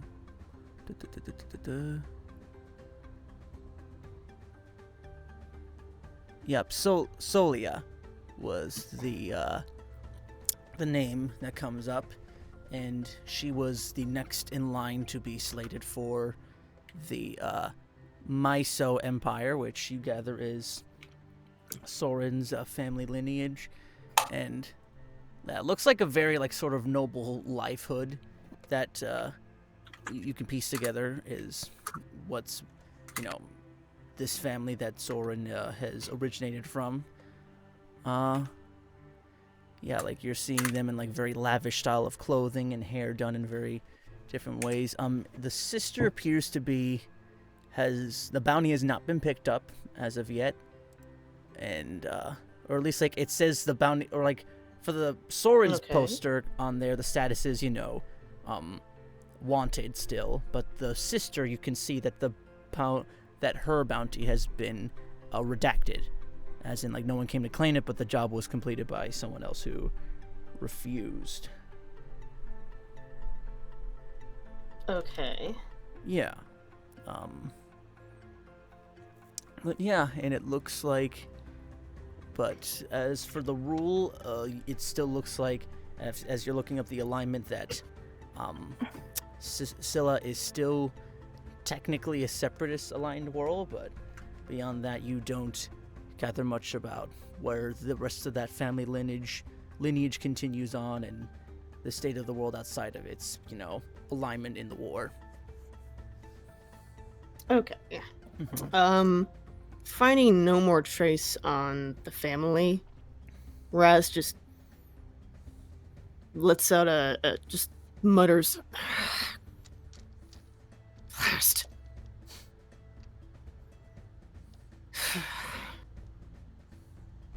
And he just he keeps that in mind as well, but just since there's nothing else he can recover, he closes up and stops his research. All right. And with that, we can go on to the next day, where, unless Vipers or anything else you want to do on your extra bit of downtime here. Not that I can think of. I know, character-wise, Viper's gonna be testing out that new little trinket that Scorch got him. Okay. Make me if you're doing this just like, on your own time, I'll say make me just a couple of attacks, just acrobatics and sleight of hand roll. Okay. Also, you're a little far from the mic. I had to boost you up a little bit, so. Oh, sorry about that. How's this? Yep, you're good now. So. Groovy. Go ahead Okay, and so just... acrobatics first. Yeah. 17. All right, and just an attack roll with And it. oh, attack? Okay, sure. Yeah. Skippity bop bada. 9. Hey, still. All right, so you're getting the motions with it, like other clones are sort of like coming by and passing, and you're seeing some of them with their own little regular electro batons and shields. Like those are the riot guard style troopers, and like you're getting like the movement of it down where you're sort of trying to quickly practice like bringing it out and then pulling it back in, bringing it out, pulling it back in, and then as like you're coming up to just this standard little punching bag or like a similar like droids that are like designed to like they're simulating like it's a bunch of droids like coming out in single file and like sort of clearing out remains of a place they conquered. You can and yeah, like you're just sort of practicing like taking them out quickly, just like a little quick bonk, and then like you're doing good. About halfway through you get spotted though, so yeah, like it's sort of like a matter of like how many can you kill in a certain time frame and not be spotted, and you're getting the hang of it over time.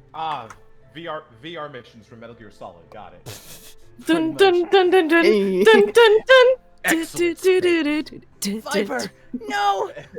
Viper! Viper! Excellent, Viper. Colonel. Colonel, I've mastered the weapon. Think you see? Colonel. Because there are clones in Metal Gear Solid. Oh god. Oh, Lord. Now you gotta practice QCT. Liquid Viper. That's all I can think of. Brother, it's been too long. Anyway, sorry. You're good. I'm derailing. Anyway. You're good. But yeah, so that happens, and yeah, we'll go over to the next day, and Shir'iven and Raz, you guys are waiting off in the meditation spot, just in the garden. Mm-hmm. All right. Yep. And Shiri has some teas and everything set up. right, and you see sort of you see DK like coming down the steps in a more like in like your typical Jedi robe. Very colors are a little closer to what Obi-Wan would wear. and she's Mhm. orange, or she has a more orange skin, right?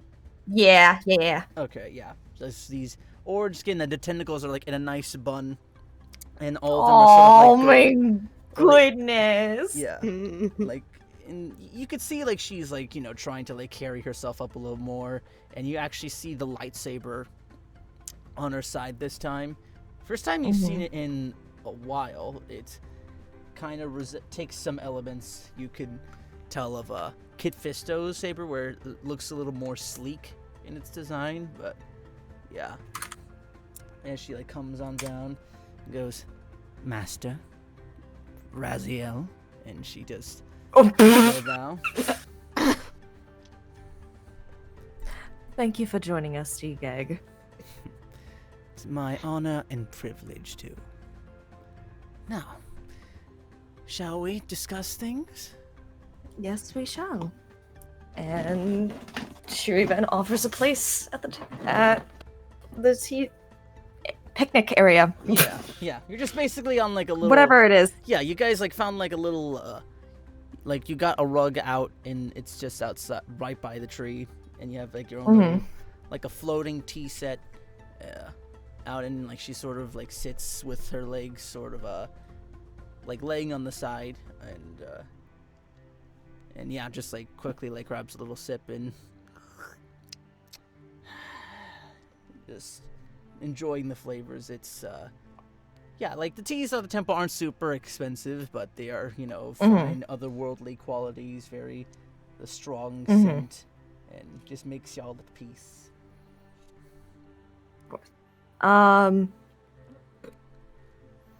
So Shiri does settle herself in between the two of them just to make things a little easier. Yeah. Like Raz just kind of sits down and just stares at the situation. He looks a little bit awkward. Yeah. You can see, like, as D-Gig sits across from you, Raz, and, like, is sipping, opens one eye and looks at you, sort of does a quick scan, then continues, like, sipping her tea, and then just, like, plops it down. So, why not tell me a little bit more about yourself, then? Me? Mm-hmm. Don't worry. I'm not the type to bite. Well, what would you like to know, I guess? I suppose... How you came to be in my master's care, and how she takes a liking to you.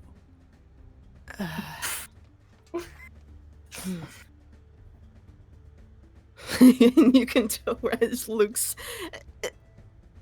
like Shir'iven shoots him a look, like, she has that very, like, calming look on her, like, just go on, take your time. And he just nods back at her and looks back at Gig, taking a deep breath in.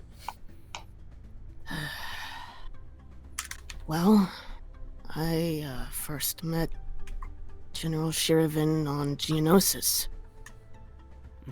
I helped save Senator Amidala from Maul, and I left to join the fight for the Republic.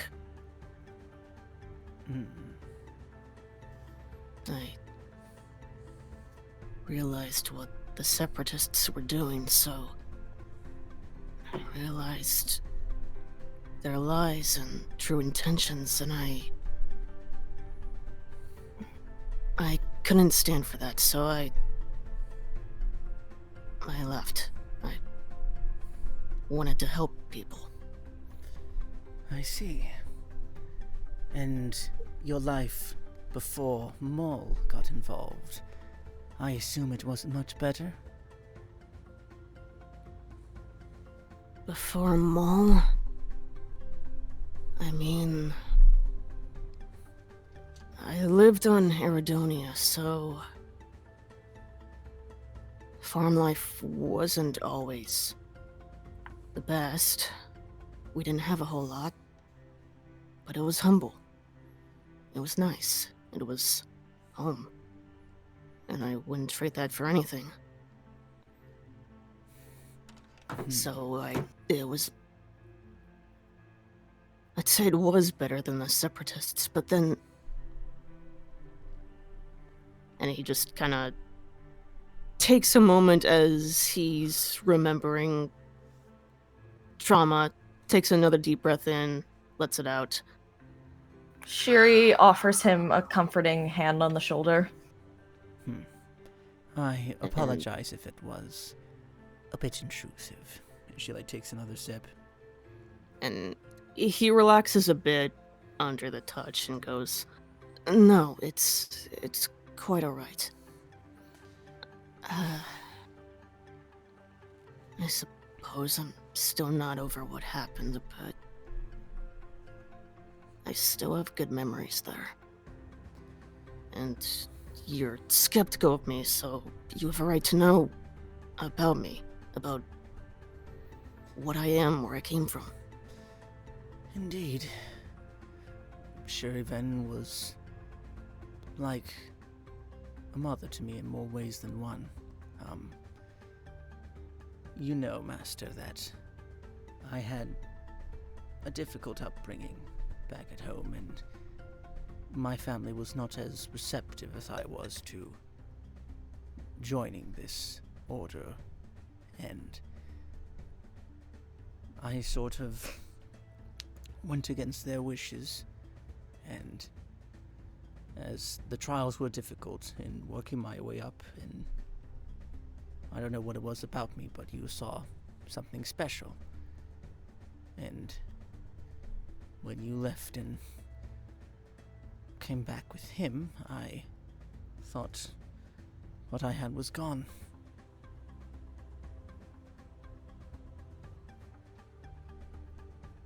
She sort of just is now looking off to the side, shaking her tea slightly. Digeg. Take a moment to breathe.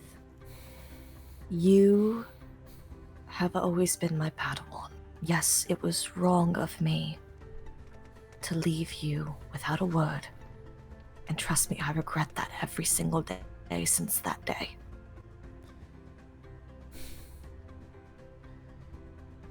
And if Raz was so forward about his reasonings, and how you got on so well, I deserve to know, right here and now, why you left me.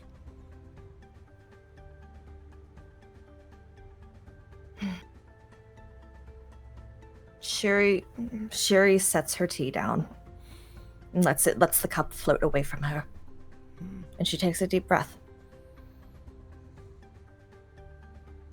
From there, she does reveal, the crystal that is around her neck. You recall Master Elijah, correct? A little, yes. I had a relationship with him, a hidden one. I see.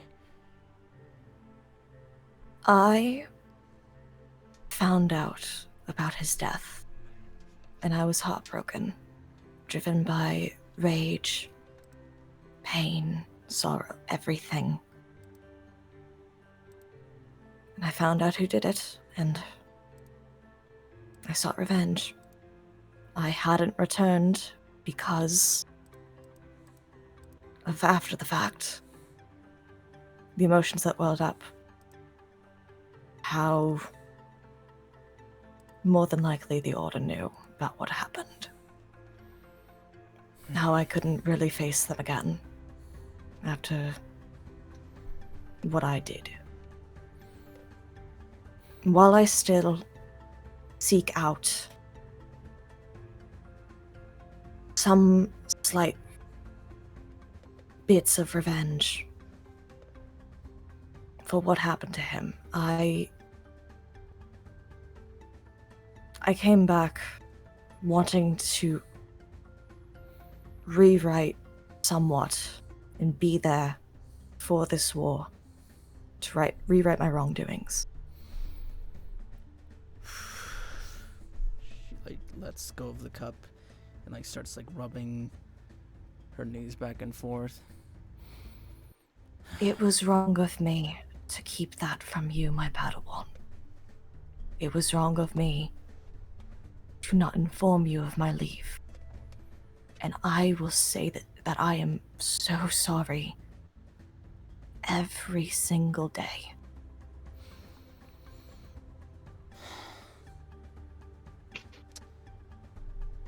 Persuasion check at advantage.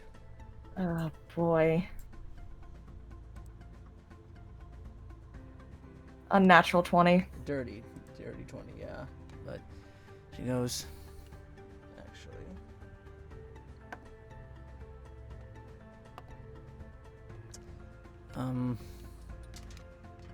Yeah, she goes, I believe you, Master. I don't know what to say. I know Qui-Gon was a lot to you. I assumed that his passing was what broke you, but Elijah, I didn't really know. We kept our relationship as hidden as we could. And Master Obi-Wan, he doesn't know? Fuck, I don't remember if he knew. I don't believe he does. He knew that Elijah and I were close, yet I don't believe that he knew of our relationship. I see. Well, I'll do my part to not say anything. I appreciate that you at least trust me with that information. And I appreciate you for listening. Well, she just trying to she's feeling out her tentacles and scratching the back of her ear, just unsure of what to do with herself.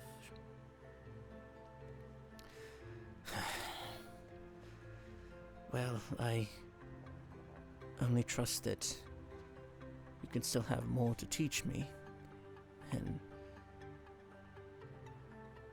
as far as Raziel goes, I hope we can somehow be friends. I actually believe that it'd be good for the both of you to perhaps train together. Almost like you would be his teacher, Digeg. He needs to learn a lot of things within the Order since he is now helping us. And I believe that it might be a good chance for the both of you to bond. I'm trying not to force it. Of course, you are allowed to refuse it. But I do believe that it could help. Both bring out your training and even prepare you for a Padawan. So when you become a knight, you shall be ready. As well as assist him.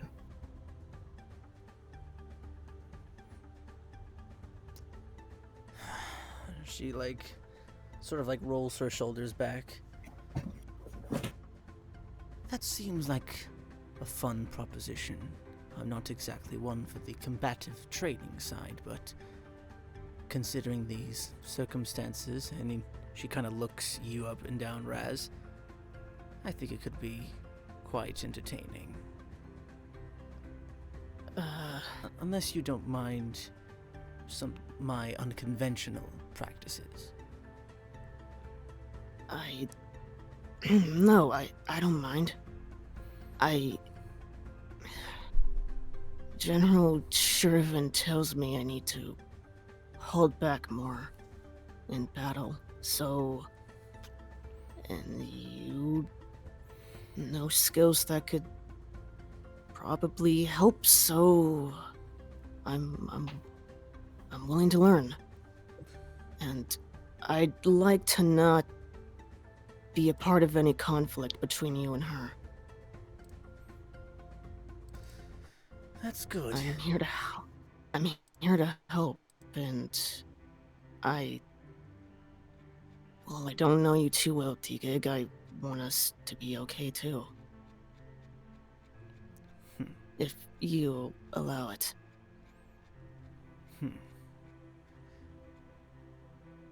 I think it's certainly possible, though we have differences, sure, but there are plenty of similarities as well in your story and my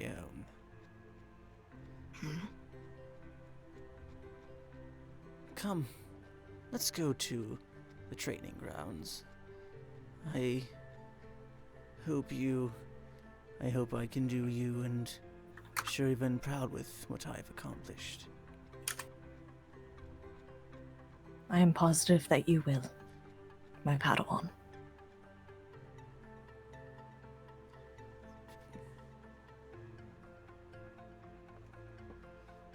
So, and like she like gets up and like dusts herself off, fishes the tea and goes, well, let's get going then.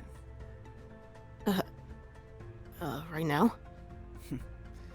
Now's better time than ever. Okay.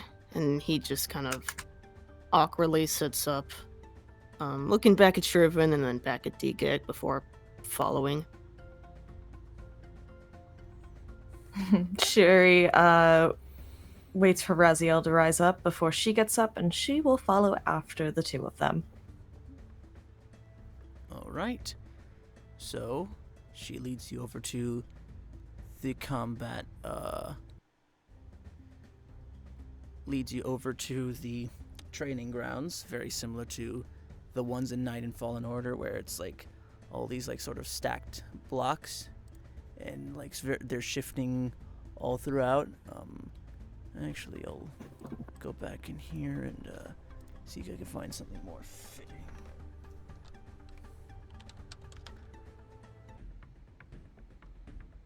And yeah, I think this works.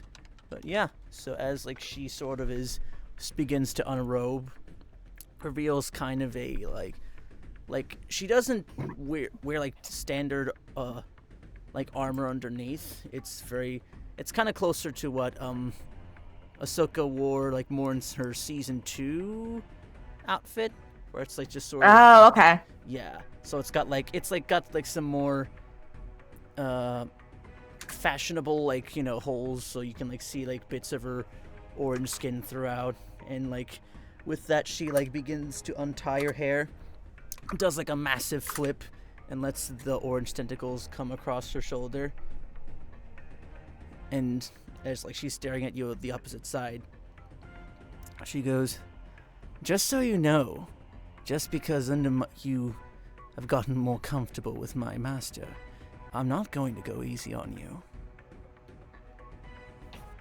Boy, that sounds familiar, doesn't it, Raz? I expect you won't do the same with me. Right. He just kind of like bit taken aback by her sudden assertiveness, and then just kind of shakes his head and, you know, prepares himself. Sherry Go ahead. will stand within the middle, kind of off to the side, almost like just from the sidelines. Now,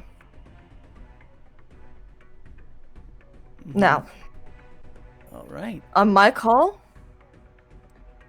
she raises her hand up. Let's go. And she drops it, like calling it off. All right.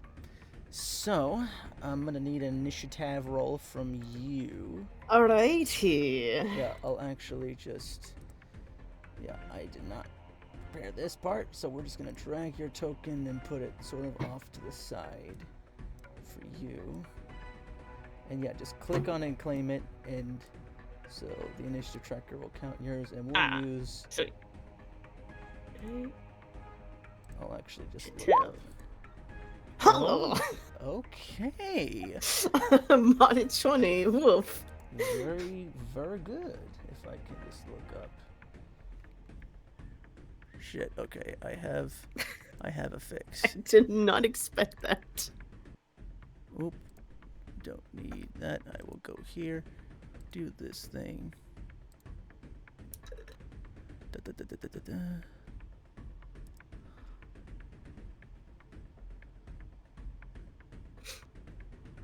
Yeah. I know this isn't Shuri's token, but this is kind of an on-the-fly thing, so... Yep. Yeah. I can just do this, can I? No? Is it not showing up? Okay. I'll just use...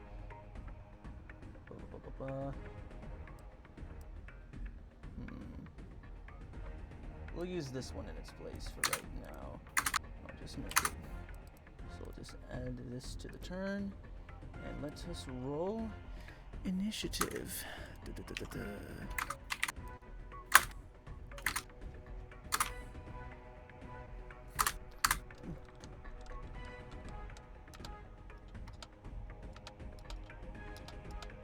Okay, so now initiative for D-Gag.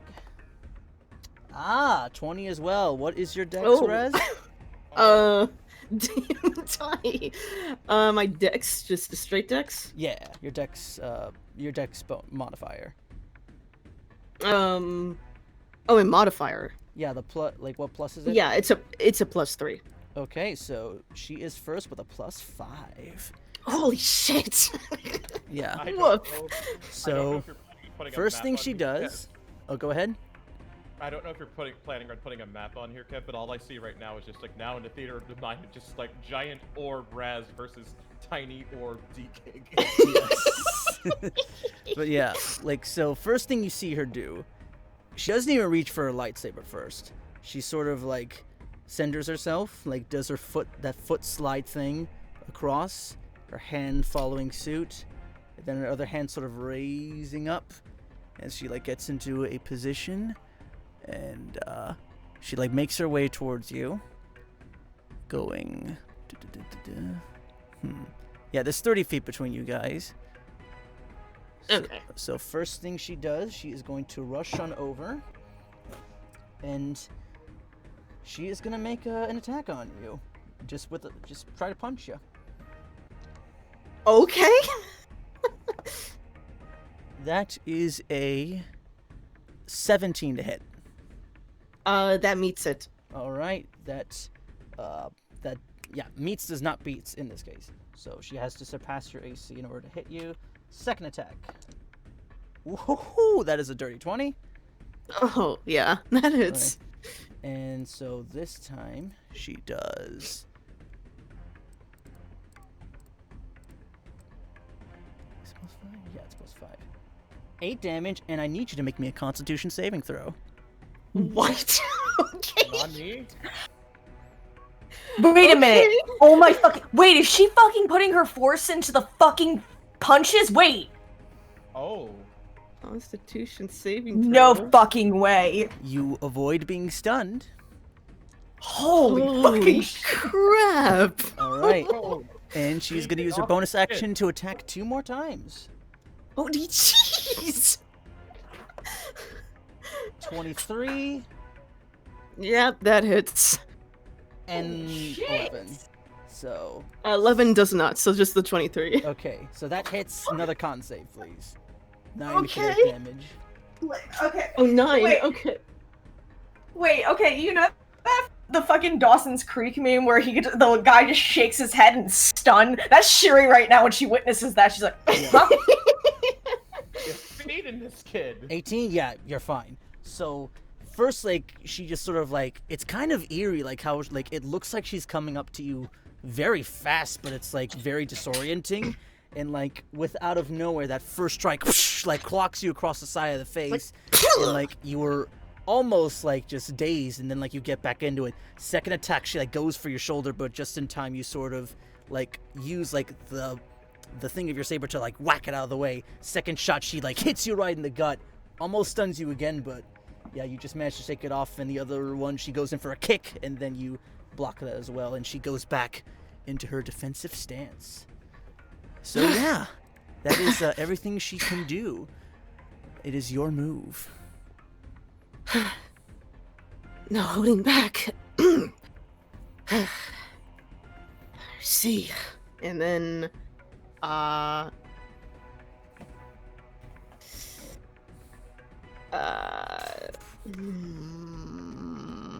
gotta.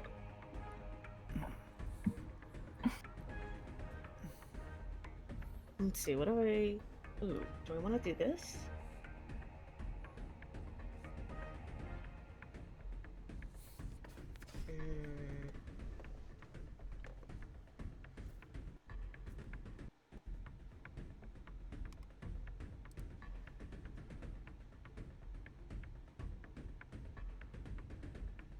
I think just to focus, I think I'm gonna go into probably gonna go into my form. Oh, okay. So you're doing the bonus action thing to up your crit rate. Yeah. Okay. So you assume that form, bonus action, and now you can now crit on a 19. So and you have your 2 attacks with your double saber. Or unless you want to use your action for something else.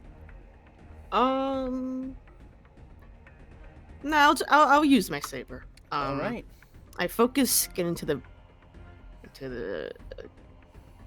stance, and like what she did to me, I rush in, closing the distance between us as well, and I'm going to attempt to strike. All right, go ahead, and with your first double saber attack.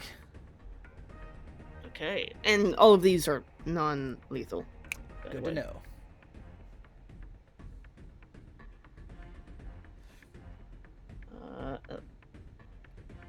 Oops, that was slow. We'll count as the first one. So okay. The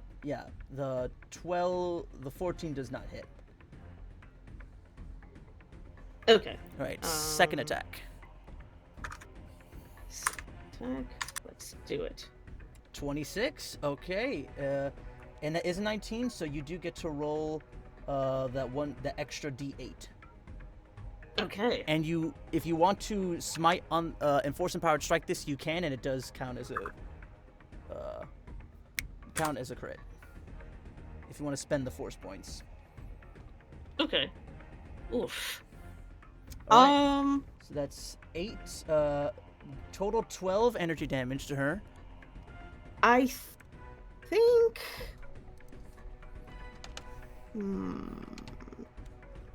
Yeah, I think I will.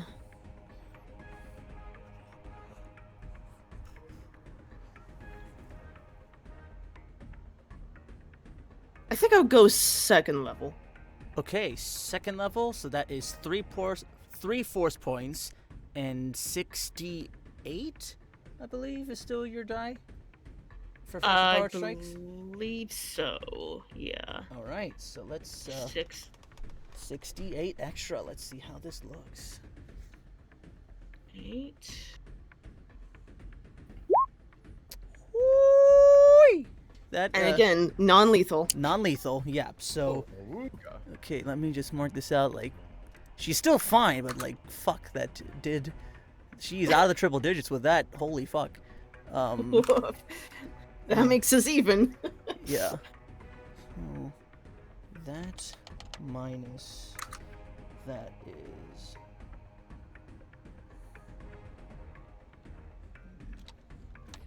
Okay. So, first attack, yeah, it's kind of nutty. Like, as you first like try to slash at her, she sort of bats the saber away with her open hand, and yeah, the other one, you just get her right across. Like, where are you trying to hit her? Like,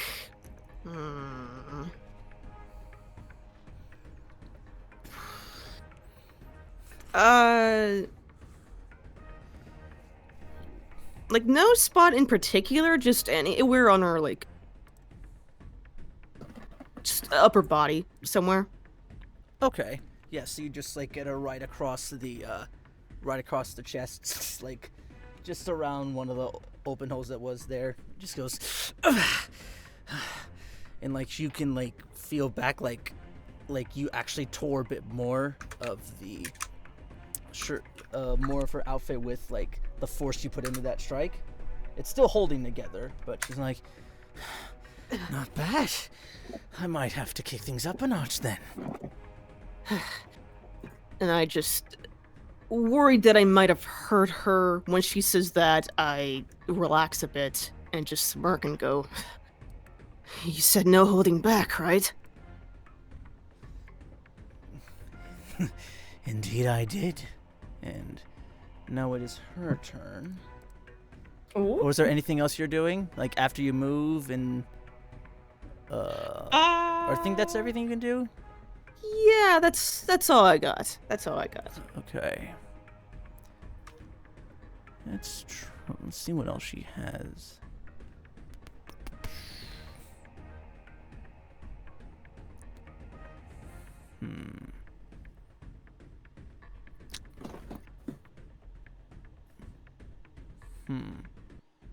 If she does this.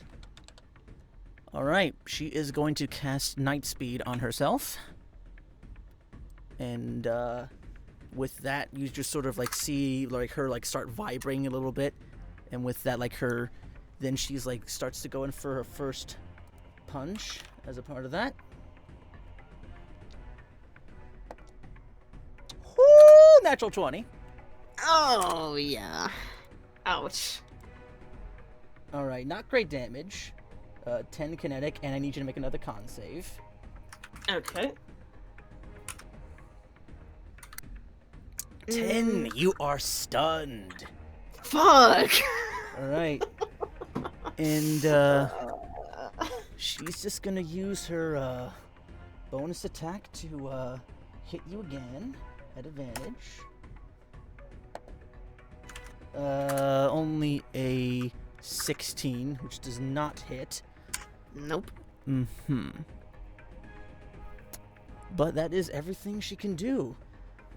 And like as like she's it starts to come onto your turn, she goes, and like as you're sort of almost paralyzed in this moment, she goes, I thought it might be harder to knock you out like this, but glad I finally got it through. Now it's my turn. And she like punches her, like clenches her, like does that thing where like the hand in her, a closed fist in her open hand. Comes to your turn. Can't do nothing because you're stunned, and she's just gonna go wailing on you some more. I think in total she has 3 attacks she can do at advantage still. So first one. Bring it. That is a first one's like a 24.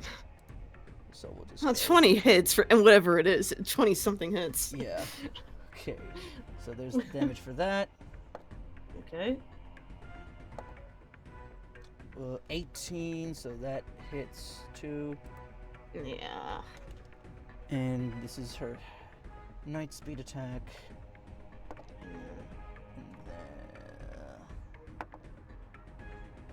Yeah, that's a 19. That also hits. Ah. So, like, it's almost like Shir'iven, you're watching this. It's kind of like just watching like a JoJo stand just go crazy, and she's just like socking Raziel in every possible place, just right in the face, and then again in the gut, so- and then, like doing chops like on his arm.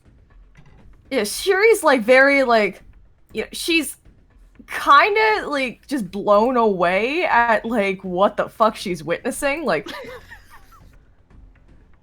huh?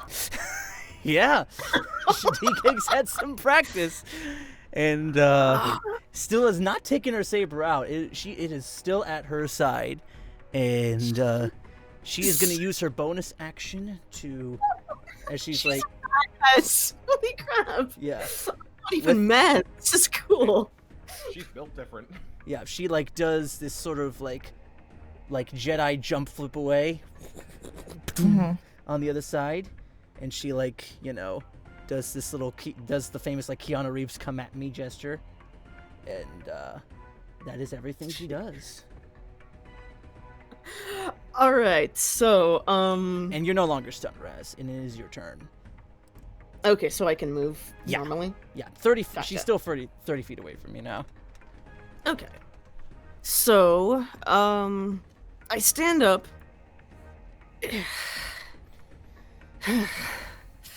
Need to up my game too, then. And, with that bonus action, he's going to activate Phase Strike. Ooh. I will post it in case you need to look at it. That's no opportunity attacks. Okay.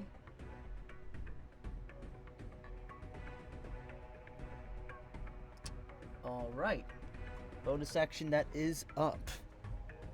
Alright. And with my movement, I'm gonna close the distance 30 feet All right. to get up to her, and I will, yeah, I'll go for another attack. All right. Just checking something. Okay, so yeah, your form thing is no longer active because it is.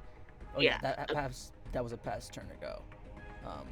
But all right, you close the distance and you're gonna attack.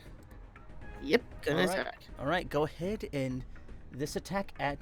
Does it get advantage? What? You cut out. Once before the attack is. All right, so you're doing this first attack at advantage. Yeah. All right, it will be a straight roll because she took patient defense. Oh, shoot. Okay, that's fine. Yeah. Okay. 13. Ooh, that misses. Alright. Second attack then? Mm-hmm. Come on. Yeah! 25. There we go. Could she? Nah, she can't even deflect it. But yeah, that does hit. Are you force empowering that strike at all? I am, and it's non-lethal. Okay. What level?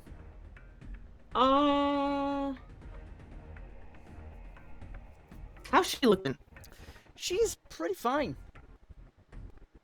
Okay. Fuck it then. Third level. Third level. Okay. Third level. That is 3 force points. I need you to roll 4d8 for me. 4d8. Yep. Okay.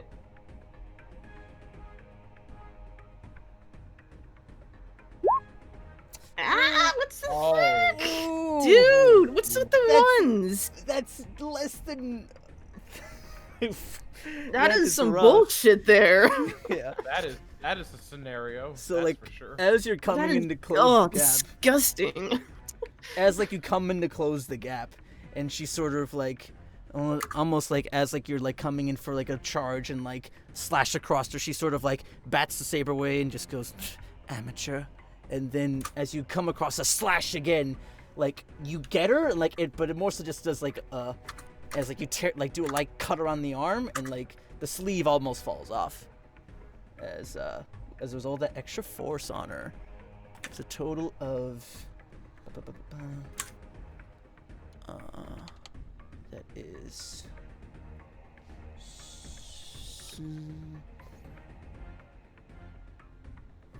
Alright, yeah, as it does that amount of damage, and yeah, that is everything you can do. Not quite actually. Oh, I will use the rest of my movement to go 30 feet away from her, and she can attack. Yeah, I don't think she has.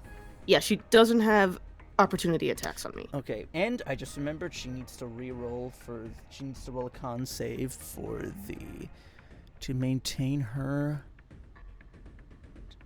night speed. This could suck. Let's see how she does. Does not have a super high save. Ooh, yeah. So she fails, and she, as like you do that strike across her, you immediately see her just sort of like falter as you like stumble back, and she can't attack you. And yeah. Yep. And I just dash away to like get some distance. Oh yeah, I'll let you know after that attack. Like, she's stunned. So. Oh. I think. Okay. I think. Let me just double check. At what night speed? When the power ends, a target until after its next turn. So you just see her just get like, almost like a bunch of weight is like falling on her shoulders, and like, yeah, she just looks fucked up. Like, not even from the hit. It's just like you can tell like it's the force power straining her. After that, so she is stunned for this turn. Oh, she's stunned for her turn. Yeah. Oh, okay. Yeah. All right, then I'll stay where I am then, yeah. All right. And up to a minute. Yeah, like her turn comes up until the start of after its next turn. All right, and she just, like, she's sort of like breathing heavily, just that was a good shot. I won't leave myself open like that again.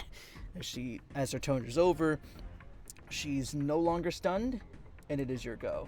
And you're still concentrating on that power if you want to build that distance.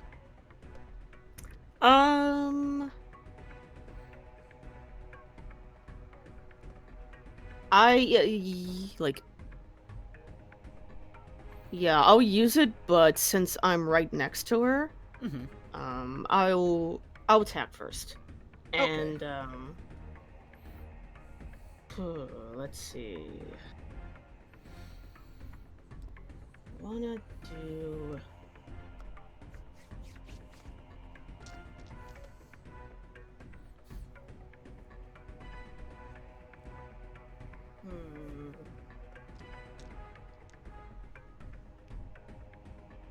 And she still hasn't taken out her saber yet. She has not, no.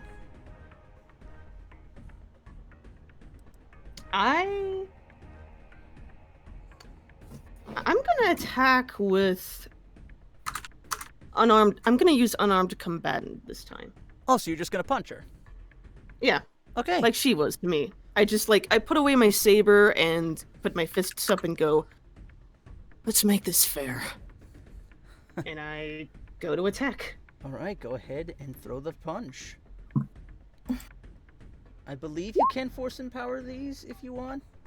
I think so. Okay. I'll double check real quick, like. Okay. If I go to. I think I can, because I was able to force empower it on Django before. Right. Yeah. Let me just see. Melee weapon attack, yeah. So it counts as on your punches if you really want to force empower your punches on to D-Gig. And 21 does hit. Sweet. I will.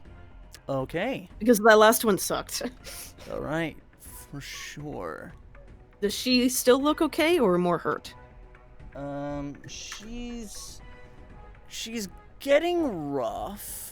Or, like, she's getting to the rough phase. Okay. Yeah. Let's go... You're not empowering that strike? No, I am, actually. Okay, what level, then? Second level. Okay. And non-lethal. Okay, second level non-lethal, so... 2d... 2... That's 3 force points and 3d8. 3d8, okay. What the come on! Jeez. Are you serious? This is so sad. Why? You just, like... You, like, punch her across the arm, and, like... You would thought it would... Like, at that point, the sleeve is just, like, gone to tatters at that point. And, like, it leaves, like, a nasty bruise on her. All that for a drop of blood. Alright. I still second attack though. Alright, second attack. Go ahead and go for I'm gonna it. use it.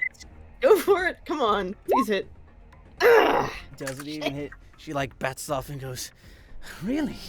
Didn't think you'd try to be a good sport for me like that. I'll do you a favor and end this quickly." And I use my phase strike movement to move away. Mm-hmm. Okay. I just go, I'm still up yet. You have to try. Oh, Raz. I've done nothing but try. And she is just going. It's her turn now. She is going to just run on up. And.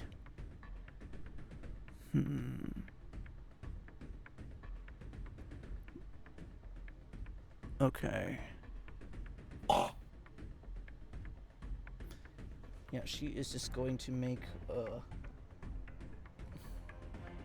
what could she do? Yeah, she's gonna go ahead and go for run in and try to go for a kick in your chest. Okay. With a 20 to hit. Yeah. And she is going to spend a force point to add some extra damage to this. So that's 14 damage. Okay. And another con save.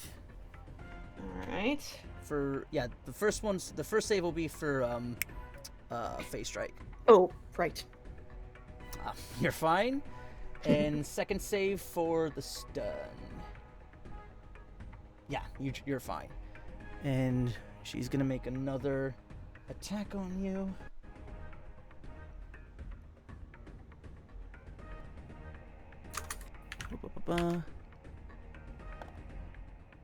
Ooh, only 11. Nope. Okay.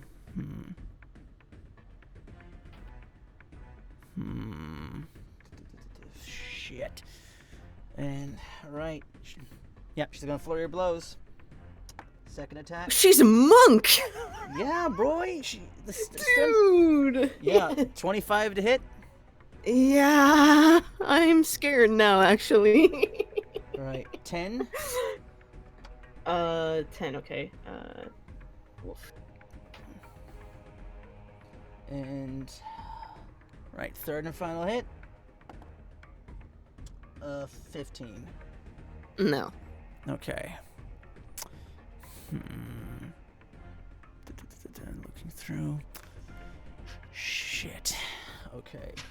But yeah, that's everything she can do. She just now is more in a more offensive stance as she does runs up and almost with the force enhancing her leap. She does. It feels like a torpedo right to your diaphragm. Just Jesus. Yeah, right to the gut. And then as she uses that to launch herself back, and then she propels herself forward to a double fist punch right across your chest. And she gets back into her stance. Just, I'm not finished just yet.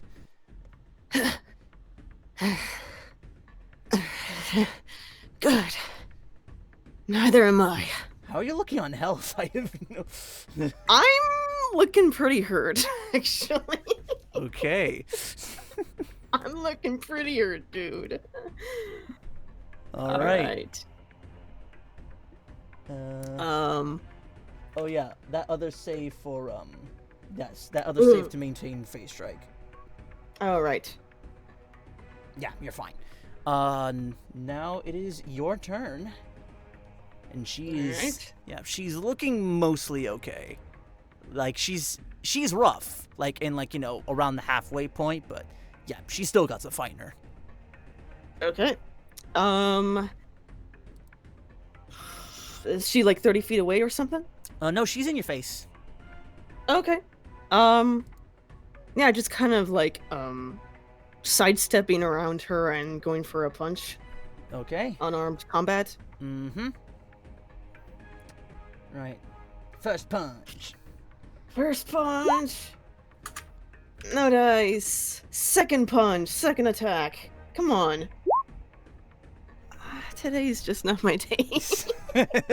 Yeah, it's a lot like the Neo and Morpheus fight in the dojo, where like she's just like, it feels like her motions, like Shir'iven, you're watching this and you're just baffled. Like her motions are so fucking fluid. Like she doesn't even. It's not like she's even using the full force or for like her physical body to like bat away these shots. It's just like a little pa.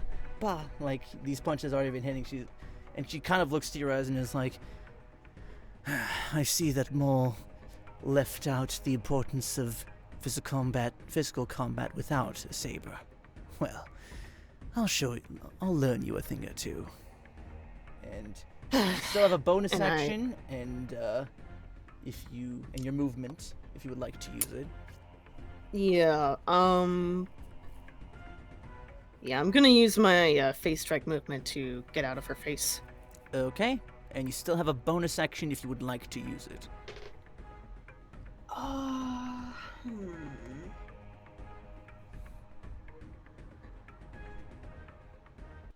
Let's see.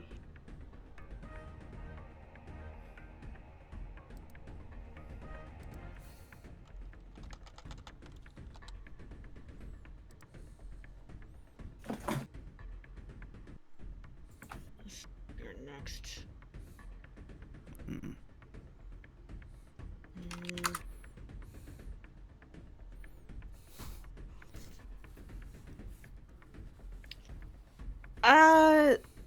Nah, I think I'm gonna. Yeah, I don't. I think I've.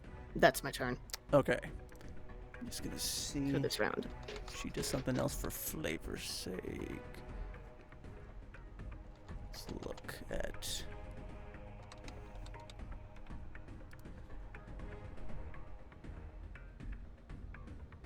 She is like, you see her like pull her fist back in a motion, and like she's like almost using her open hand facing you as like almost like a crosshair. She closes her eyes and goes, "This attack decides it." And I need you to make me a dexterity saving throw. Okay. I am not proficient in that. Let's see. You just succeed. Or like, yeah, like you succeed by a decent bit. And Okay. You take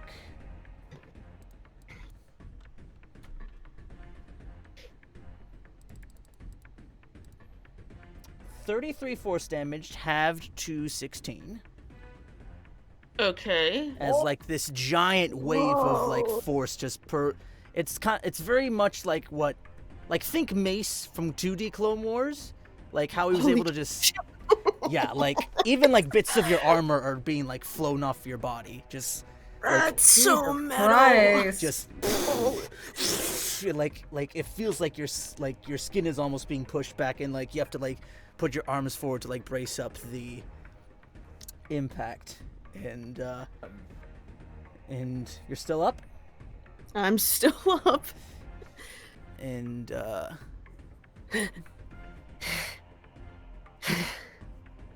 Good punch. Oh, actually I mean theater-wise I'm just reading it again. It's sort of, instead of like a shot like that, she moves up 20 feet and then does this thing where she like puts her arm across like herself and then sort of expounds it so around her all the force stuff is just flying out. So and you succeed, so you're not pushed back. Okay.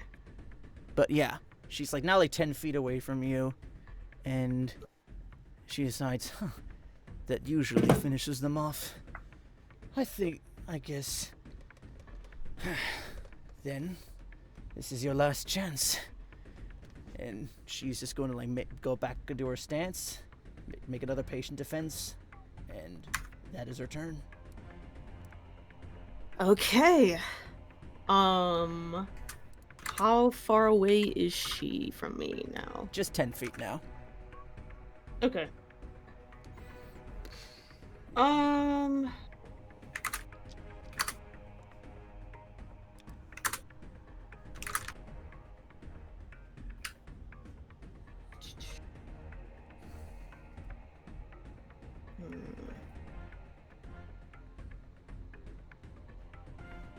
Yeah. Weapon attacks. Okay, so no, that probably won't. Okay. Yeah, I'll close the distance and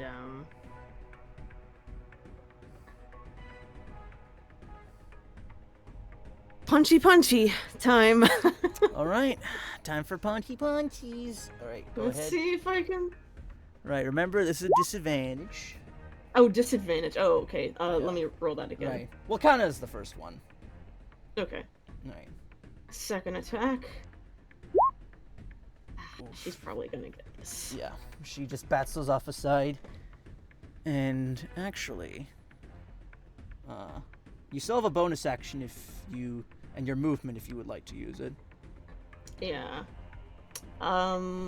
Yeah, movement. I'm gonna get some distance between me and her again. Right, another 20 feet back. Bonus action.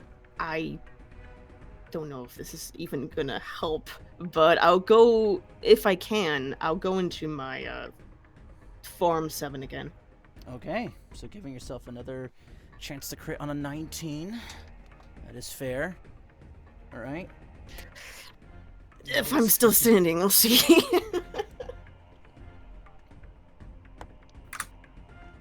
All right. What is your exact HP right now? 12. You just see her like take a deep breath in.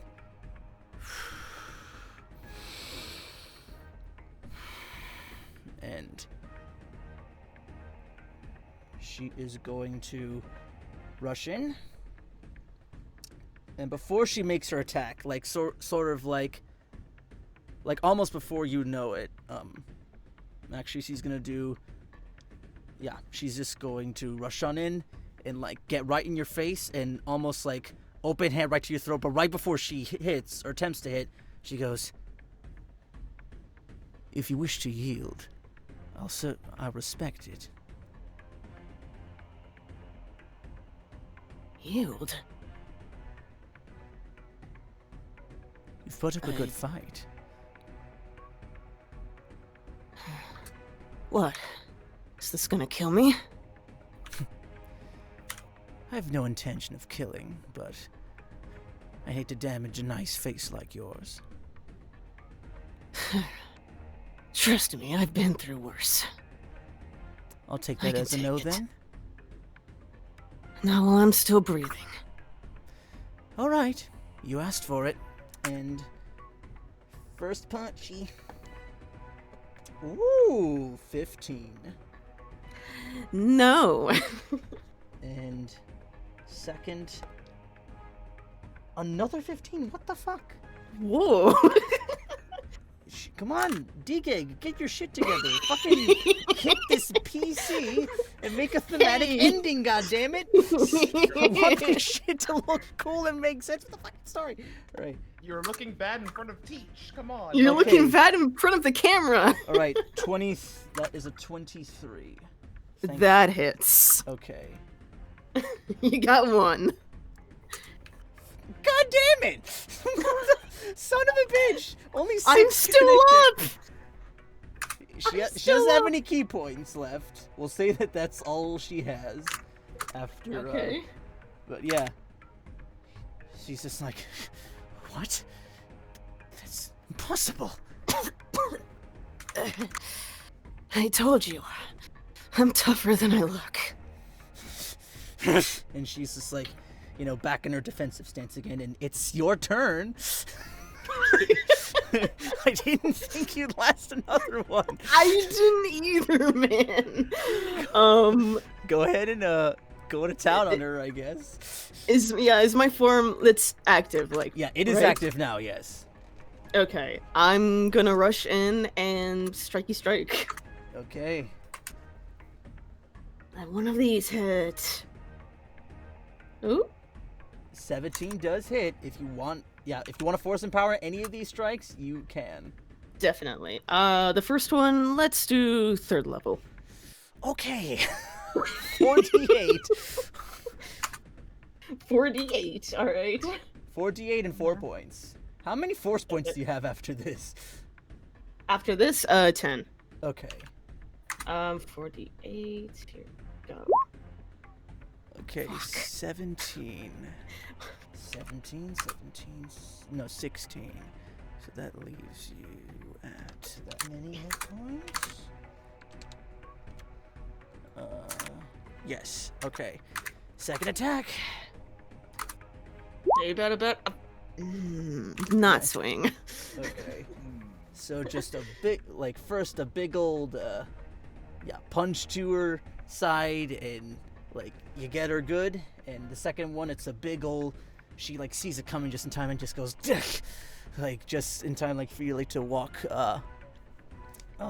like, sort of like, you know how in, in, like, the first Spider-Man where, like, Flash tries to punch Peter and he just sort of, like... Oh, yeah. Yeah, it just, like, totally whiffs. Or, like, Peter just bats it aside. But, yeah, and, like, you're sort of, like, on the other side, like, yee! Like, almost lose your balance, and then you, like, you know, turn around to face her. Yep. And,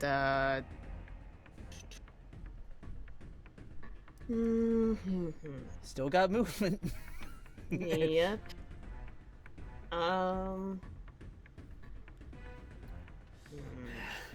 She's like, yeah, Shir'iven, like, you can tell she is fine, but, like, she's, like, starting to, like, you know, at least, like, you see, like, a little bit of, like, just a tiny bit of blood around her nose, and she just, like, wipes it off, and, like, but she's, like, mostly, like, she was moist already because of her race, but now, like, she's even, like, just sweating profusely, and, like, her hair is, like, going wild, like, shaking, like, sensing, like, all these motions.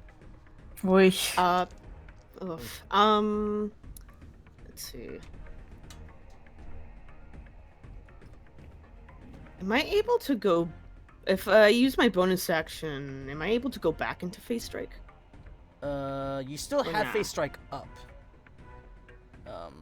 Oh, yeah, that's right, duh, okay. Yeah, you you can cast, I know you, because that is concentration, the minute's still not up, but you also still have, fucking, the teleporty thing, if you want to use that as a bonus action, and gain the extra movement. If you want that full 60 feet.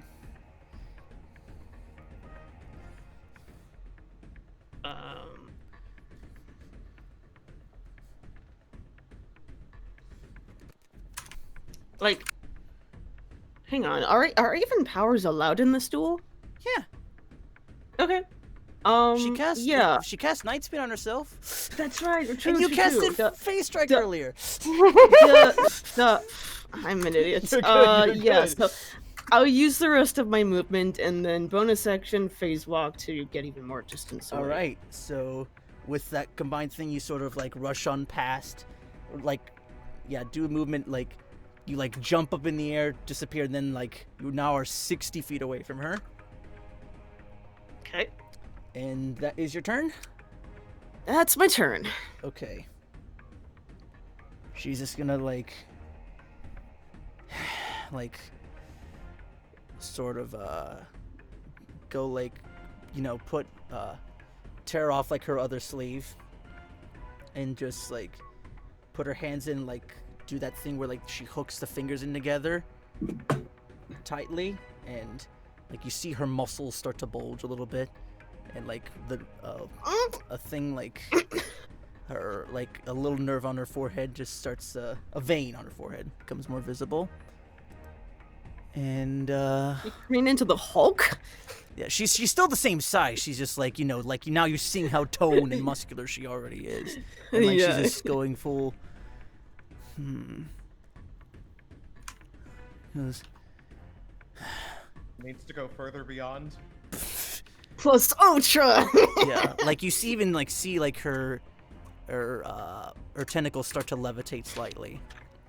And she's gonna go, it's time I end this. And she's gonna cast Night Spin herself once more. And this time she actually, like in the midst of that, she is like does almost like a full Naruto run, and like, yeah, full Naruto run towards you, like hands behind her back, and then she is going to attempt a final punch. Jesus. And she will use a she has to roll to hit first. That is a 27 to hit. There we go. Yeah. And final attack, 8 damage. And you're... Ooh! You still have your thing, though. The thing that brings you back up on 1 HP? Yep. Okay. Yep. Because that gets me down. I use second heart to go back to up to 1 HP. And she goes, "No, it has to end here."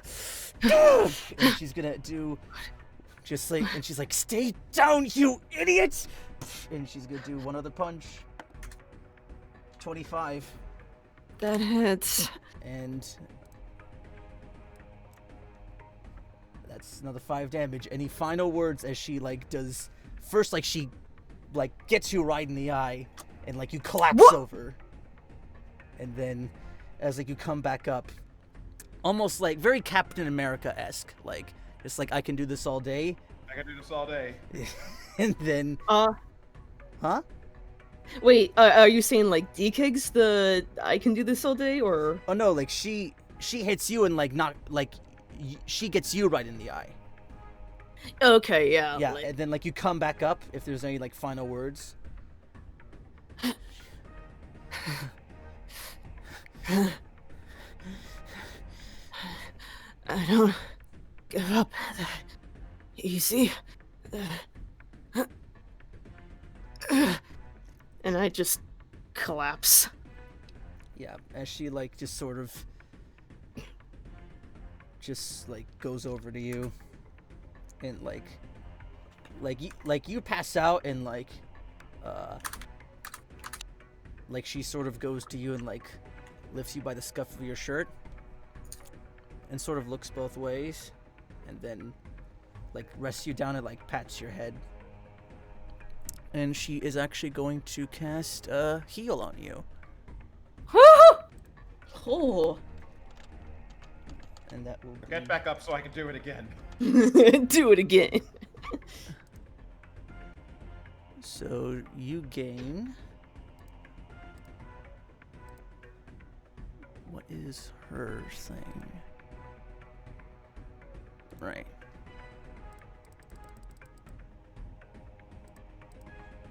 $12 healing back. Ooh, nice. It just, as she heals me, I just take in a breath.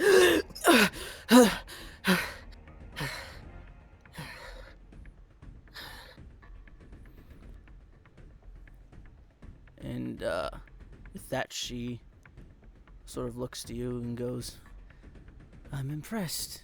I must say that you are more capable than I was led to believe. And it's the first time someone with the Force actually agreed to fight with me on combat on my terms."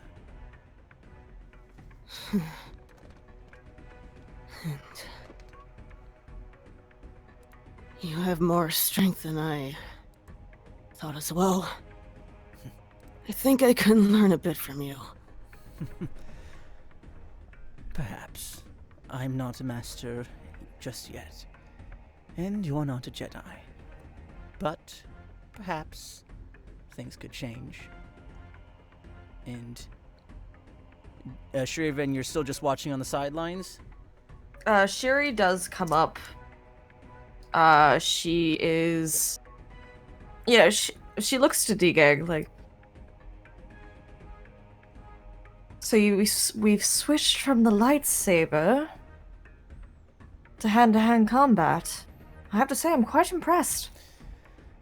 Yeah, I figured it was a more interesting way to blend the two, and going over the archives, the forms, nothing really stuck well with me.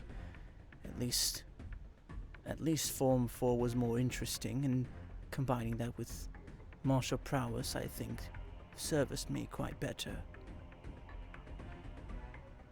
Soon enough, we might have a new form on our hands. She gives her, or like, just a playful little smile. We shall see. And if Shuri then... Oh, go ahead. Okay, you go ahead. Shuri looks to Raziel at that point. Is he still on the ground? No, she's healed him up and like got him back on his feet. Okay. Yeah, I'm probably just like sitting on the ground, just kind of rubbing all of any bruises I have. It's like, Come on, let's get you up and get you properly taken care of. Get those bruises all fixed up. If it's all right, I can take him to the medic here at the temple. Oh. If you insist, then. Thank you, my Padawan. Of course, Master. And with that, she sort of takes you on up. And she does, like, I'll say, looking at her points, she did 1 night speed. No, she did 2 night speed, so that's 4. She did force repulse, so that's another 4. And she did 4 in a heal, that's 2. She'll give you another heal, Raz. okay. And you heal up another 12. Look at that. Nice. And before she leads you over to the medical center here at the temple, like the healing rooms. Right. And before we leave the area, just as we're leaving, I'm trailing behind and I shoot Shir'iven a look. Still kind of hurt, but I just smile and go, "Your Padawan is strong." Indeed she is. And I just keep following her to the Right. medical center. Yeah. And like as she leads you over to the temple and goes, I must say that and everyone here, including the other knights I've, or at least Padawans in training, that you've certainly got me closer to submission than most of them. Really? With your strength, I never would have guessed. You know, I might have been wrong about you. Hmm?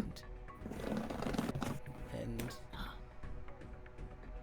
if it's, I don't know if what I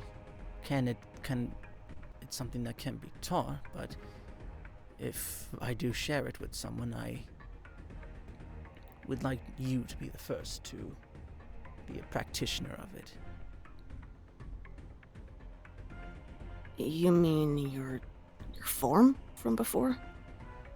A form, a style, I'm not sure what to call it yet, but it's certainly something.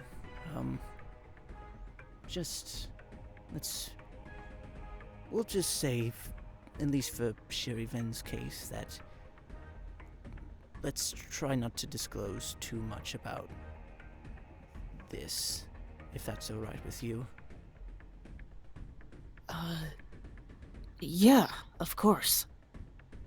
And she sort of looks both ways, and she just gives you a peck on the cheek. Oh! And she goes, I hope next time you can get me on the edge of submission then.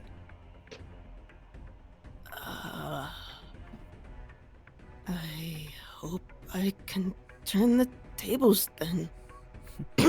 You got quite close. Had you put a little more precision into those saber strikes, you might have actually gotten me down. Well, like I said, I wanted to fight fair in this case. Well, with my... Well, yes, your punches won't do nearly as much as my own, but with the proper technique and practice, I think we can make progress. And as like she like sort of, yeah, she like, dresses herself up. Goes, yeah, you have something? I was just gonna say, like, I look forward to it. Take care of yourself, Raz. You too, D-Gig. And she goes off back into her quarters, and you get treated.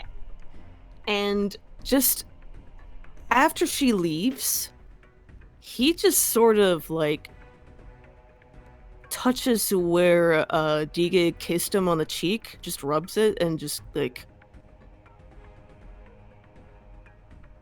he just takes a moment to process that, and just kind of he looks a bit flustered, I guess. Mm-hmm. If Zabrak could blush, that would be his expression. Oh yeah, it's very much like through the yellow tattoos you see like a little bit of red, sort of like yeah, peeks on just through. Just looking back and just like,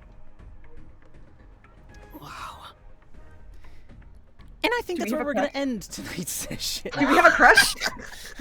I repeat. This man is out. This man is out here like. This man is out here like fucking Phoebus from The Hunchback of Notre Dame. What a woman! Exactly, honestly. I like the kind of girl that That's can kick my ass. My ass. That's exactly that moment. And Like, I repeat whoa. once more, I can see what's happening. Oh god. But yeah, that is Oh. How about that for an ending, huh? Can I be 100% honest with you? Can I be 100% honest with you? Oh, Lay it on the please, table. for all the viewers to Do listen. it. Do it. I was kind of pushing for a D-Gag and a Raziel sort of interest. Yeah, of course you were. I didn't see it until like halfway through this fight. I was like, maybe there's something there. Like when they first met, I was like, oh yeah, there's no way these two would like these two like It's the now. best kind of No. tension. Oh, they smooching. They go. Ah, yes. We'll see if have Raz some- reciprocates. And We've had some Shiri great has no romance. idea just yet, but Oh, she does. I mean, with her fucking, like, intelligence when it comes to, like, fucking noticing things with Anakin and Padme, she'll pick up eventually. with time, we can only hope. We got some great. I will also be 100% honest with you. I will 100% approve. Great. We'll see where the fuck this leads then in the coming sessions. Boy. Oh lord. But yeah. We've got some great romances this session. Padme and Anakin, D-Kig and Raziel, Viper and his armor, just good stuff. And Obi-Wan/Kylan love triangle. Yeah, Shir'iven and violence, like everyone's just getting along so well together. But yeah, we'll go around the table. Only thing missing is Jar Jar. Jar Jar's never gonna find love. That's why it's so funny. No, because he's a Sith Lord. We know this. Yeah. Oh yeah, has- I gotta he prepare has that to- reveal where Jar Jar is a Darth Lich, and he's just like, Yeah. yeah, he's just As long as yeah. as long as he doesn't as long as he doesn't transfer the emergency powers, then I think we're good. It's still early in the war. You guys got some time. We've got time to convince him not to do that. But yeah, we will go around the tables once more and end the evening off with that. So while he wasn't able to make it here tonight, be sure to check out Kurish. I can't wait to catch him up on what happened. Oh baby. Oh yeah, that was some fun stuff. Soren's just gonna come back like, why is everyone fucking? It's like, So anyway, I got laid. wait, where's my piece of the action? But yeah, And you can Viper- check out. And Viper's just sitting there polishing his rifle, just sort of like, oh, you don't want to know what you missed. But yeah, you can check out Christian at twitter.com at @thekappa_Chris, as he's known as. You can call him Chris or Kappa in the TTRPG space. Be sure to also check out. Be sure to also check out stopaapihate.org, and be sure to check that out. Support Asian Americans in these difficult times, and keep checking out content creators of different origins, and support people of all colors and everything that they're doing. Going up the list, we have a Viper. Oh, starting off with me first. All right. Yeah. Hi, folks. I'm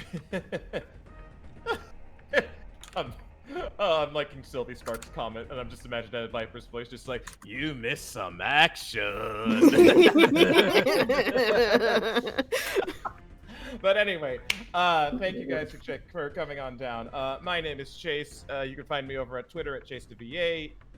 You can find me on YouTube at Chase Beck, and you can find me over on Twitch at CB Voiceman, where I do monthly Jeopardy streams, and it's right about that time where I need to start planning one and finding guests. So if you want free clout and also want to trust your big brain powers, then hit me up. Yeah, that's sounds fun. I'm Dope. kind of tempted to. I don't know like the categories, but it'd be nice to be on a pseudo Jeopardy. But Oh, it's a surprise every time, my friend. A surprise every time. all right, and next up we have Shir'iven. Hello, I'm Jinkles. I played the lovely Shir'iven. You can follow me at lovejinkles on twitter.com, and I have one more account that you can follow. I am currently in the process of making a VTuber, and currently I am doing small streams on my friend Sylvie Sparks' channel. We're doing possibly like once every week. We're gonna be playing Borderlands 2 together. So if you want to meet Jinx, you can meet her at Jinx VT, which is JINXEDVT on Twitter, and you'll be updated on whenever those streams are live. Yes. Jinx is Kirsten's little like gremlin brainchild that I've seen since inception, at least the small parts of it. And let me tell you, fellas, it's good stuff. All right, and next up we have Tati, Raziel. Yo, I'm Tati. I played Raziel. And you can find me on Twitter as well at Tati the VA. It's been changed a bit. You can follow me on there for voice acting, D&D, nerd-related stuff. I'm in another D&D stream every other Saturdays, The World of Eris, where I play a barbarian lizard folk. It's a good time. Every other Sundays, Curse of Strahd at 2 p.m. PST. Also a good time. Check them out if you want. All right. And last but not least, me. Hi, everybody. Thanks again for coming by. We really appreciate the support and all the new follows and subs. We love you all very much. And yeah, thanks again. You can find me at Couto VA on all the social medias. And if you wish to, if this is your first time joining the campaign, you can watch the VODs if you look up Kevin Couto VA on YouTube, I believe. I've just linked in chat the playlist where you can go find the rest of the episodes and get caught up. We're getting one of the lost episodes up very shortly, and it's been a bit out of order for a while, and much to my surprise. But yeah, we're getting everything fixed up. And thanks again, everyone, for coming by. I really do appreciate everything you guys do. But yeah, remember to stay safe, wash your hands. We love you. Don't forget to love each other.